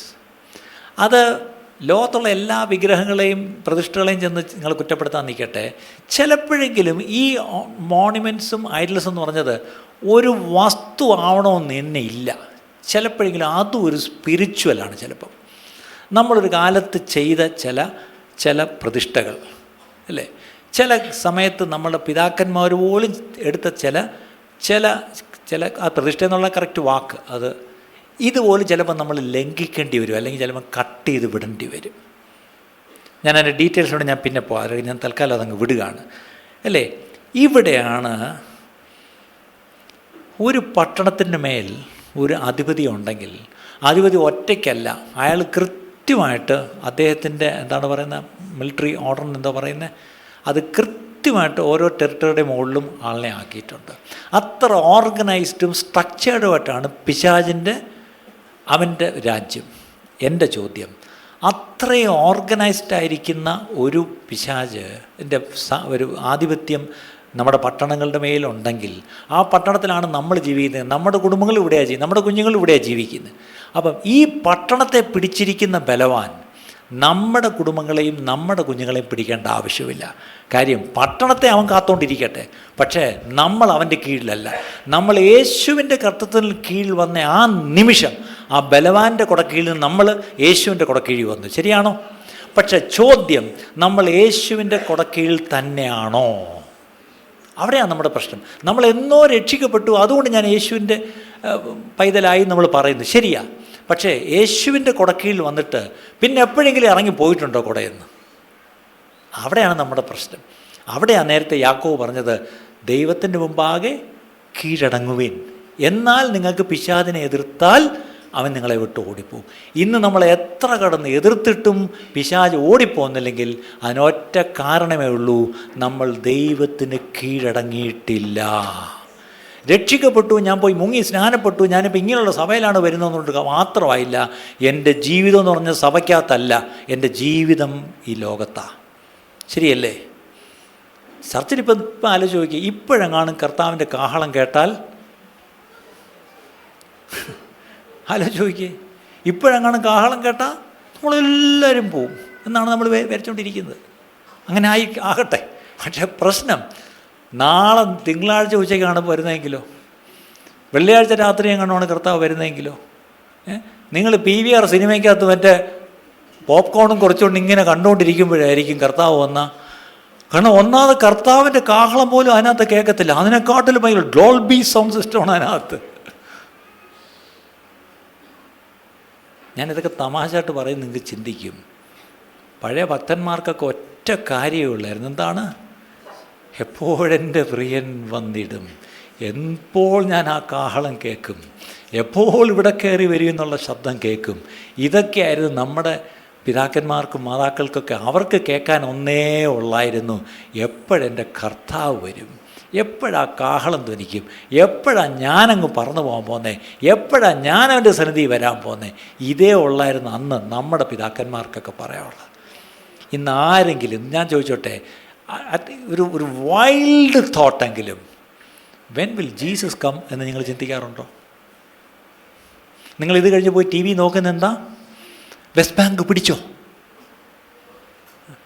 അല്ലേ? നമ്മുടെ കണ്ണ് മൊത്തം കിടക്കുന്നത് ഗാസയിലും ഇസ്രായേലിലും ഉക്രൈൻ എന്തെങ്കിലും ആവൂ, ഉക്രൈനിൽ എന്തെങ്കിലും ആവട്ടെന്നേ. പക്ഷേ പ്രശ്നം, അത് കഴിയുമ്പം കർത്താവ് വരും. ഉക്രൈൻ എന്ത് സംഭവിക്കുന്നതാണ് നമ്മുടെ വിഷയമല്ല, ഇസ്രായേലിൽ എന്ത് സംഭവിക്കുന്നുള്ളതും വിഷയമല്ല. സോറി, ഞാൻ തുറന്നു പറയുക. ഇന്ന് ഇസ്രായേൽ എന്ന് കേൾക്കുമ്പോൾ നിങ്ങൾക്ക് അങ്ങ് രോമം അങ്ങ് പൊങ്ങി നിൽക്കുകയാണ്. എന്താണ്? രോമാഞ്ചം അങ്ങ് അടയുകയാണ്. അതൊക്കെ നല്ല കാര്യം, പക്ഷേ അതല്ല, that's not the end. Israel അല്ല എൻഡ്. എൻഡെന്ന് പറഞ്ഞാൽ വരുവാനുള്ളവൻ വരും, അല്ലേ? എത്രയും പെട്ടെന്ന് വരും. ഇതാ ഞാൻ വേഗം വരുന്നു എന്ന് പറഞ്ഞവൻ വരും. പക്ഷെ അവൻ എന്തിനായിട്ട് വരുന്നു എന്നുള്ള ഇസ്രായേലിനോടുള്ള അവനൊരു ഡീലുണ്ട്, അത് പിന്നെ ചെയ്യും.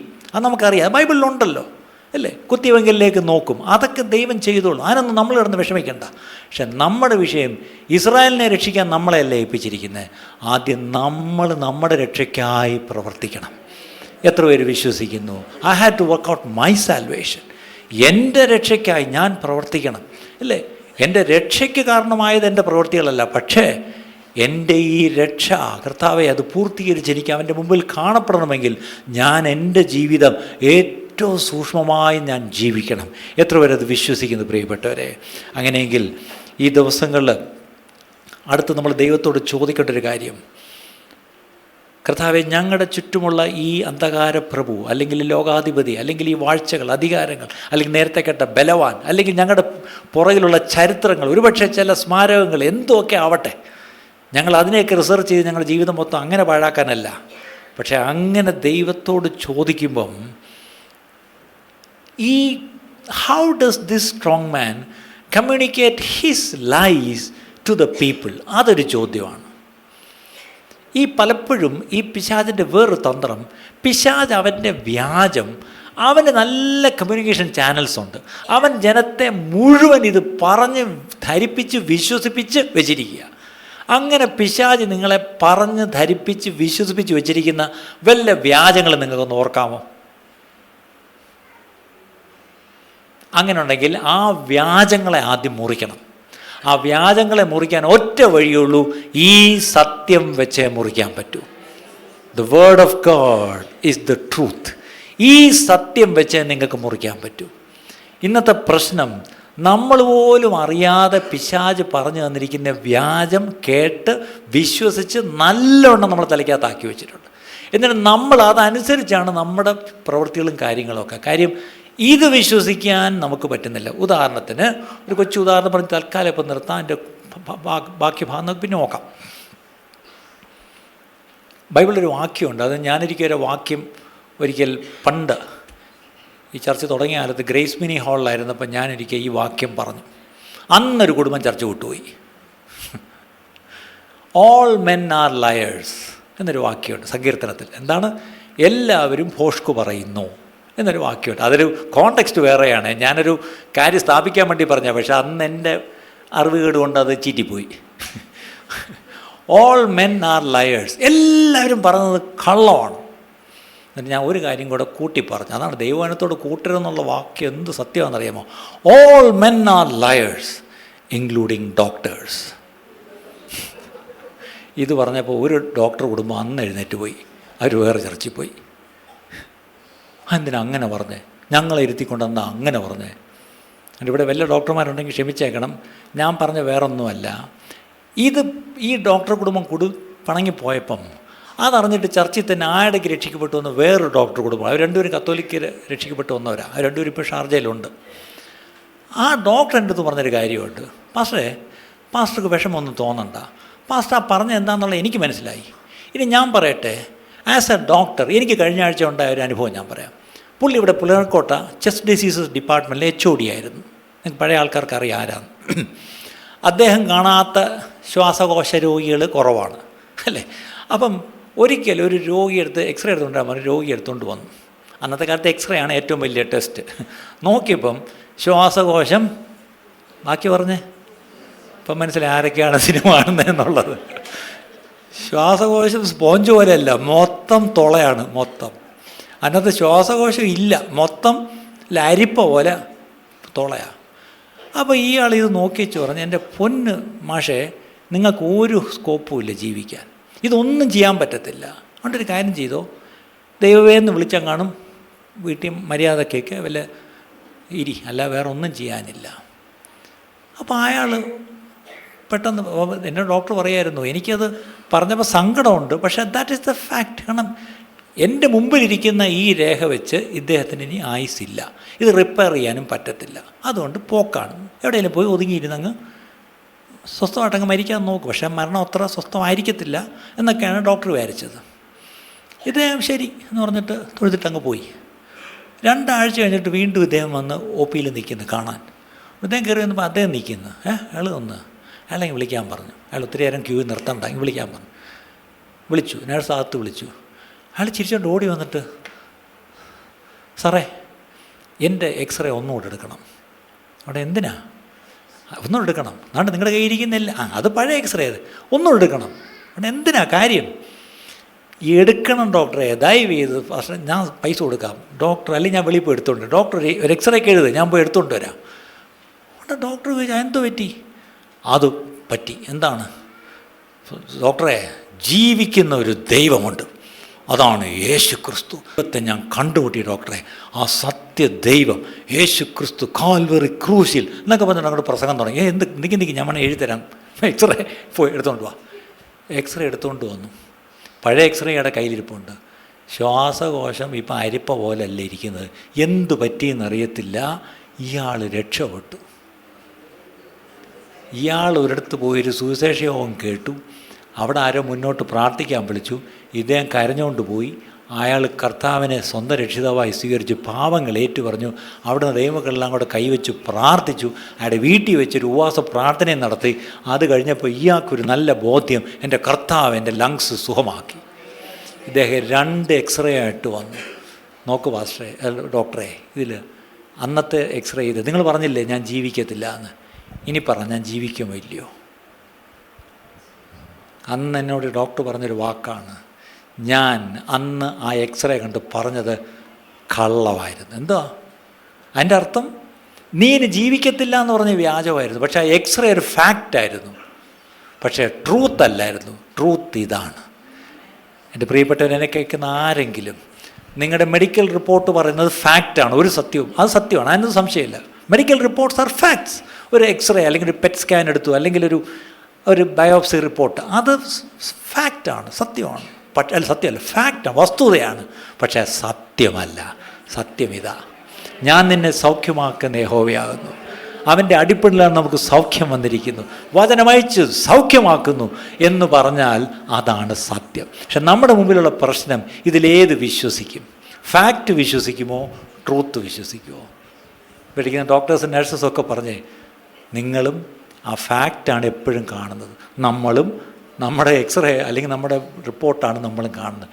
ഇന്ന് അവിടെയാണ് നമ്മൾ വിശ്വസിക്കേണ്ടത്. കർത്താവേ, I choose to believe the truth which is your word, which is your word. അങ്ങയുടെ വചനം കർത്താവേ ഞാൻ വിശ്വസിക്കുന്നു എന്ന് പറഞ്ഞ് നമുക്കൊന്ന് പ്രാർത്ഥിക്കാമോ? ഒരു നിമിഷം എല്ലാവരും കണ്ണടച്ചാട്ടെ, ഒരു നിമിഷം ഒന്ന് എല്ലാവരും കണ്ണടച്ചാട്ടെ. Hallelujah, hallelujah, hallelujah, hallelujah, hallelujah. ഞാൻ എന്തിനാണ് ഈ പോയിന്റ് പറഞ്ഞതെന്ന് ചോദിച്ചാൽ, പിശാച് നിരന്തരം നിങ്ങളോട് പറയുന്നത് നിനക്ക് സൗഖ്യം വരത്തില്ല, നിൻ്റെ സ്റ്റേജ് ഇത്രയായി, നിൻ്റെ അവസ്ഥ ഇതാണ്. ഞാൻ കഴിഞ്ഞ ആഴ്ചത്തെ ഇംഗ്ലീഷ് സർവീസിലാണെന്ന് തോന്നുന്നു ഒരു സാക്ഷ്യം ഇവിടെ ഇരിക്കുന്നൊരു സഹോദരിയെ പറ്റി പറഞ്ഞു. ആ സഹോദരി ഇപ്പോൾ ഇവിടെ ഉണ്ടായിരിക്കും. രമ സിസ്റ്റർ ഉണ്ടോ ഇവിടെ? ഉണ്ടോ? ആ ഉണ്ട്. രമ സിസ്റ്റർ ഒന്ന് എഴുന്നേറ്റ് നിന്നേ. ഈ സിസ്റ്റർ നിങ്ങൾക്ക് എത്ര പേർക്കറിയാം? ഇവർക്കൊരിക്കലൊരു ക്യാൻസർ വന്നിട്ട് RCCയിൽ അവർ സ്റ്റേജ് 4 ആണ്, ഇനി ഒന്നും ചെയ്യാനില്ല എന്ന് പറഞ്ഞിട്ട് അവർ പിന്നെ അഗ്രസീവായിട്ടൊരു മെഡിക്കേഷൻ പറഞ്ഞു. ആ മെഡിക്കേഷൻ അവരെടുത്തു കുറച്ചാൾ, പക്ഷേ അത് വലിയ വേദനയും, അവരൊറ്റയാണ്, ഒരു വിധവയാണ്, കൂടെ ആരുമില്ല, ഒറ്റയ്ക്കാണ്. അവരെ കൊണ്ട് അവസാനം RCC പോകാൻ വയ്യാതെ, ഈ വേദന അനുഭവിക്കാൻ വയ്യാതെ ഒരു ദിവസം എൻ്റെ അടുത്ത് പറഞ്ഞു, പാസ്റ്ററെ ഞാൻ ഇനി ഒരു മരുന്ന് എടുക്കാതെ ഞാൻ എൻ്റെ യേശുവിൽ മാത്രം വിശ്വസിച്ചിരിക്കാൻ പോവാം. ഇപ്പം എത്ര വർഷമായി സിസ്റ്ററെ? 5 വർഷമായി അവർ ഒരു മരുന്നും എടുക്കുന്നില്ല. അവർ നല്ല നല്ല നല്ല നല്ല നല്ല നല്ല ഇനി ഞാനൊന്ന് പറയട്ടെ, ഇവർക്ക് ശേഷം ഇതേ അസുഖം വന്ന് എത്രയോ പേര് ഇതിനോടകം തുറന്നു പറയുക കഷ്ടപ്പെട്ട് മരിച്ചുപോയി, പക്ഷെ അവർ ജീവനോടെ ഇരിക്കുന്നു. അവരോട് ഡോക്ടേഴ്സ് ഇതെല്ലാം പറഞ്ഞാൽ നിങ്ങൾ അവസാനം ഡോക്ടേഴ്സ് അവരെ ഞങ്ങളുടെ കൂട്ടത്തിൽ ചിലരെ, നമ്മുടെ വോളണ്ടിയേഴ്സിനെ ഡോക്ടേഴ്സിനെ ആരോ വിളിച്ചിട്ട് ആ RCC ഡോക്ടേഴ്സ് നമ്മളെ തെറി പറഞ്ഞു, നിങ്ങൾ ആ സ്ത്രീയോട് മര്യാദക്ക് പറഞ്ഞാൽ വന്ന് ട്രീറ്റ്മെൻറ്റ്, ഇല്ലെങ്കിൽ കഷ്ടമായിരിക്കും അവരുടെ കാര്യം. നമ്മളെന്തോ പറയും? ഡോക്ടേഴ്സ് പറയുന്ന ഫാക്റ്റ് പറയണോ, വചനം പറയുന്ന ട്രൂത്ത് പറയണോ? പക്ഷേ ഞങ്ങൾ ആരെങ്കിലും എന്നും പറയുന്നതിന് മുമ്പ് അവർ ഈ ട്രൂത്ത് അങ്ങ് വിശ്വസിക്കാൻ തീരുമാനിച്ചു. ആ ട്രൂത്ത് അവർ വിശ്വസിച്ചു, അവരിന്ന് ജീവനുള്ള സാക്ഷിയായി നിൽക്കുന്നു. ഞാൻ ദൈവനാമ മഹത്വത്തിന് വേണ്ടി ഇത് പറയുന്നു പ്രിയപ്പെട്ടു. ഇതുപോലെ cancer is not the final word. ഓർത്തോണം, ക്യാൻസർ അവസാന വാക്കല്ല, ഡോക്ടേഴ്സിൻ്റെ റിപ്പോർട്ട് അവസാന വാക്കല്ല, even ventilator is not the last word. ഇവിടെ 3 പേര് ഈ ചർച്ചിലുണ്ട് വെന്റിലേറ്ററിൽ കിടന്നു. നമ്മുടെ പുറകിലിരിക്കുന്ന ആൻറ്റി വെന്റിലേറ്ററിൽ കിടന്നതാണ്. വേറെ നമ്മുടെ ചെറിയാൻ ബ്രദർ അറിയാമല്ലോ, ഇപ്പോഴും നമ്മുടെ ട്രക്കസ്റ്റമൈ ചെയ്ത പാടുണ്ട് അല്ലേ, പുള്ളി കണ്ട് ഓടി അടക്കുന്നു. നമ്മുടെ ഏഞ്ചൽ, നമ്മുടെ ജൂനിയർ ചേച്ചിലെ ഏഞ്ചൽ സിസ്റ്റർ നോക്കി, ആ പുള്ളി കരുതി എത്ര ദിവസമാണ് ഡൽഹിയിൽ വെന്റിലേറ്ററിൽ കിടന്നത്. 3 വെന്റിലേറ്ററിൽ കിടക്കുന്നവർ ഈ ചർച്ച ഇരിപ്പുണ്ട്. അവരെത്ര 28 ദിവസം കിടന്നവരൊക്കെയുണ്ട്. അവർ നല്ല സന്തോഷമായിട്ട് അവർ കർത്താവിനെ സാക്ഷിക്കുന്നു, ശുശ്രൂഷിക്കുന്നു. അതിൻ്റെ അർത്ഥം even ventilator is not the last word. എത്ര പേര് വിശ്വസിക്കുമ്പോഴേ കണ്ണടച്ചാട്ട് കണ്ണടച്ചാട്ട് കണ്ണടച്ചാട്ട്. ഇന്ന് കേട്ട വചനം, പിശാച് അവൻ കമ്മ്യൂണിക്കേറ്റ് ചെയ്യുന്ന ഒത്തിരി വ്യാജങ്ങളുണ്ട്. ആ വ്യാജം നമ്മൾ വിശ്വസിക്കരുത്. Let him communicate whatever lie he want to communicate to the world. But you and me as God's children, we should never believe his lies. അവൻ്റെ വ്യാജങ്ങളെ നമ്മൾ വിശ്വസിക്കരുത്. നമ്മൾ വിശ്വസിക്കേണ്ടത് ജീവനുള്ള ദൈവത്തിൻ്റെ മാറ്റമില്ലാത്ത വചനത്തെയാണ്. ഈ വചനത്തിൻ്റെ ശക്തി ഉണ്ടെന്നുള്ളത് ഓർക്കണം. ഈ ശക്തിയുള്ള വചനം നമ്മളെ വിടുവിക്കുന്ന വചനമാണ്, നമ്മളെ സൗഖ്യമാക്കുന്ന വചനമാണ്, നമ്മളെ രക്ഷിക്കുന്ന വചനമാണ്, നമ്മളെ നാൾതോറും ജയോത്സവമായി നമ്മളെ നടത്തുന്ന വചനമാണ്. അങ്ങനെയാണെങ്കിൽ ശരീരത്തിൽ നിങ്ങൾക്ക് പ്രയാസമുള്ളവർ ഒത്തിരി പേരുണ്ടെന്ന് എനിക്കറിയാം. നിങ്ങൾ ഈ വചനം ഇന്ന് ഏറ്റെടുത്താട്ട് നിങ്ങളുടെ കുടുംബത്തിൽ ചിലർക്ക് വേണ്ടി നിങ്ങൾ പ്രാർത്ഥിച്ചുകൊണ്ടിരിക്കുന്നു, ചിലരുടെ രക്ഷയ്ക്കായി നിങ്ങൾ കാക്ഷിച്ചിരിക്കുന്നു, ചിലരുടെ ചില അഡിക്ഷൻസ്, ചില തെറ്റായ ചില വഴികളിൽ നിന്ന് തിരിഞ്ഞു വരാൻ വേണ്ടി നിങ്ങൾ പ്രാർത്ഥിക്കുന്ന ചില വിഷയങ്ങളുണ്ട്. ഒരുപക്ഷെ നിങ്ങൾക്ക് വേണ്ടി തന്നെ പ്രാർത്ഥിക്കുന്നുണ്ടായിരിക്കും. കർത്താവ് എന്നെ കൊണ്ടും പറ്റുന്നില്ലപ്പാ. അങ്ങനെയുണ്ടെങ്കിൽ ഇന്ന് വിശ്വസിക്കുക, ഇതിൻ്റെ പിന്നിലൊരു പിശാചുണ്ടെങ്കിൽ ആ പിശാചിനോടാണ് നമുക്ക് പോരാട്ടം, അല്ലാതെ വ്യക്തികളോടല്ല. രണ്ട് കാര്യം നിങ്ങളെല്ലാം മറന്നുപോയെങ്കിലും ഈ രണ്ട് കാര്യം മറക്കരുത്. ഒന്ന്, നിങ്ങൾക്ക് മനുഷ്യരോട് പോരാട്ടമില്ല, അത് ആദ്യം അങ്ങ് ഉറപ്പിക്കണം.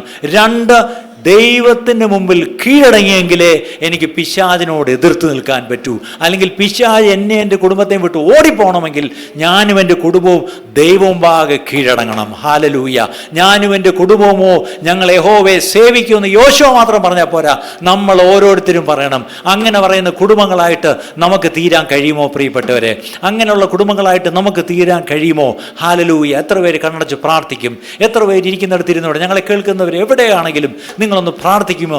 Lord, I believe what you are speaking to us Lord. അങ്ങ് ഞങ്ങളോടൊന്ന് സംസാരിച്ച വാക്ക് ഞങ്ങൾ വിശ്വസിക്കുന്നു. ഈ വചനം ഞാൻ ഏറ്റെടുക്കുന്നപ്പാ.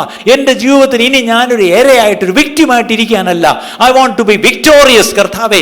എനിക്കൊരു ജയാളിയായി ജീവിക്കണം കർത്താവേ. I want to be a victorious Christian. ഒരു ജയകരമായ ക്രിസ്ത്യ ജീവിതം നയിക്കുന്ന ഒരു വിശ്വാസിയായിട്ട് എനിക്ക് ജീവിക്കണം. അല്ലാതെ സാഹചര്യങ്ങളുടെ അടിമയായിട്ടും ഇരയായിട്ടുമല്ല, രോഗങ്ങളുടെ ഇരയായിട്ടല്ല കർത്താവേ. കർത്താവ് അബ്യൂസിൻ്റെ ഇരയായിട്ടല്ല കർത്താവേ, വയലൻസിൻ്റെ ഇരയായിട്ടല്ല കർത്താവേ. ഇതിലൊന്നിൻ്റെ ഇരയായിട്ടല്ല ഞാൻ ജീവിക്കാൻ പോകുന്നത്.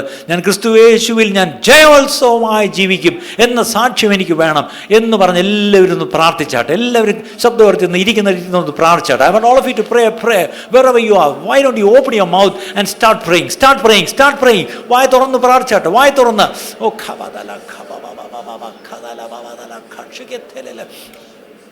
ഇന്ന് ഈ വചനം കേട്ടിട്ട് ഞാൻ ഒരിക്കലും ഇനി പിശാചിൻ്റെ അടിമയല്ല. ഞാൻ ഒരിക്കലും സാഹചര്യത്തിൻ്റെയോ മറ്റൊന്നിൻ്റെയോ ഇരയാവാൻ, ഒരു വിക്ടിമാവാൻ എനിക്ക് താല്പര്യമില്ല. ഇന്ന് സമൂഹം പോലും ഈവൻ മീഡിയ പോലും ഇര എന്നുള്ള വാക്ക് ഉപയോഗിക്കുന്നില്ല. ഒരു പെൺകുട്ടി അല്ലെങ്കിൽ ഒരു സ്ത്രീ എന്തെങ്കിലും ഒരു അബ്യൂസിന് ഇരയായാൽ പോലും ഇരയെന്നല്ല, വിക്ടിമെന്നല്ല പറയുന്നത്, അതിജീവിത എന്നാണ് പറയുന്നത്. ലോകം പോലും അങ്ങനെയുള്ള ഒരു അതിജീവിത എന്ന് വിളിക്കുമ്പം അല്ലേ, നമ്മൾ എന്താ വിളിക്കേണ്ടിയത്? നമ്മളെ കർത്താവ് നമ്മളെ എന്താ വിളിക്കുന്നത്? പൗലോസ് എന്താ പറയുന്നത്? ക്രിസ്തുയേശുവിൽ നാൾതോറും ജയോത്സവമായി നടത്തുന്ന ദൈവത്തിന് സ്തോത്രം. Thanks be to God who leads us in triumphant victory എന്നാണ്. Triumphant victory. ട്രയംഫന്റ് എന്ന് പറഞ്ഞാൽ എന്താ? തകർപ്പൻ ജയമൊന്നല്ല. ട്രയംഫന്റ് എന്ന് പറഞ്ഞാൽ ജയാളിയായിട്ട് വളരെ സന്തോഷത്തോടുകൂടി ആർത്തട്ടഹസിച്ച് ഉല്ലസിച്ച് ആ ജയം കൊണ്ടാടി പോകുന്ന ഒരു കൂട്ടം. ഹല്ലേലൂയ. ഒരു ഇലക്ഷൻ ജയിച്ചു കഴിയുമ്പം ആ രാഷ്ട്രീയ പാർട്ടി ചേർന്ന് ആഘോഷിക്കുന്നൊരു ആഘോഷമുണ്ട്. അതുപോലൊരു ആഘോഷമാണ് ഒരു വിശ്വാസിയുടെ ജീവിതം പ്രിയപ്പെട്ടവരെ. പക്ഷെ നമ്മുടെ എത്ര പേരുടെ ജീവിതം അങ്ങനെ ഒരു ആഘോഷമായിട്ട് നമ്മൾ ജീവിക്കുന്നു? നമ്മളെന്നും ഇരകളായിട്ട്, നമ്മളെന്നും പരാജിതരായിട്ട്, എന്നും നമ്മൾ രോഗികളായിട്ട്, എന്നും ഈ പറഞ്ഞ പോലെ പിശാചിൻ്റെ അടിമകളായിട്ടാണോ നമ്മൾ ഇനിയും ജീവിക്കേണ്ടത്? ഇന്നൊരു തീരുമാനമെടുക്കാം. ഞാൻ സാഹചര്യത്തിൻ്റെ ഇര അല്ല. I'm not a victim of my situation. I'm not a victim of my past. I'm not a victim of the devil. I'm not a victim of any sickness even. ഒന്നിൻ്റെ ഇരയല്ല ഞാൻ. പകരം എന്നെ ജയോത്സവമായി നടത്തുന്ന ദൈവത്തിന് ഞാൻ സ്തോത്രം പറഞ്ഞുകൊണ്ട് ജീവിക്കുവാൻ എന്നെ ഞാൻ സമർപ്പിക്കുന്നു. കർത്താവേ, ഈ വചനം കർത്താവേ ഞങ്ങളെല്ലാം ജീവിതത്തിൽ പ്രായോഗികമാക്കുവാൻ ഞങ്ങളെ സഹായിക്കണമേ. ഞങ്ങൾ വചനം കേട്ട് കർത്താവേ ചതിക്കുന്നവരായിട്ടല്ല, പകരം വചനം കേട്ട് പാലിക്കുന്നവരായി, അനുഷ്ഠിക്കുന്നവരായി. ഞങ്ങൾ പാടിയതുപോലെ വചനം കേൾക്കുവാൻ മാത്രമല്ല, വചനം കാക്കുവാനും ഞങ്ങളെ സഹായിക്കണമേ എന്ന് പ്രാർത്ഥിക്കുന്നു. പ്രാർത്ഥന കേട്ടിരിക്കാൻ സ്തോത്രം. യേശു ക്രിസ്തുവിൻ്റെ നാമത്തിൽ തന്നെ പിതാവേ, ആമേൻ. ഇന്ന് കേട്ട ഈ സന്ദേശം തീർച്ചയായിട്ടും നിങ്ങൾക്ക് അനുഗ്രഹമായിരുന്നു ഞങ്ങൾ വിശ്വസിക്കുന്നു. ഒരുപക്ഷെ നിങ്ങൾ ഇതുവരെയും ഈ ചാനൽ സബ്സ്ക്രൈബ് ചെയ്തിട്ടില്ലെങ്കിൽ ദയവായി ഇപ്പം തന്നെ ഒന്ന് സബ്സ്ക്രൈബ് ചെയ്യുക. ഈ സന്ദേശം മറ്റു ചിലർ കൂടി ഒന്ന് ഫോർവേഡ് ചെയ്ത് കൊടുക്കുക. നിങ്ങൾക്കിത് അനുഗ്രഹമായിരുന്നെങ്കിൽ തീർച്ചയായിട്ടും അത് മറ്റുള്ളവർക്കും ഒരു അനുഗ്രഹമായി തീരുവാൻ അത് കാരണമായി തീരും. God bless you.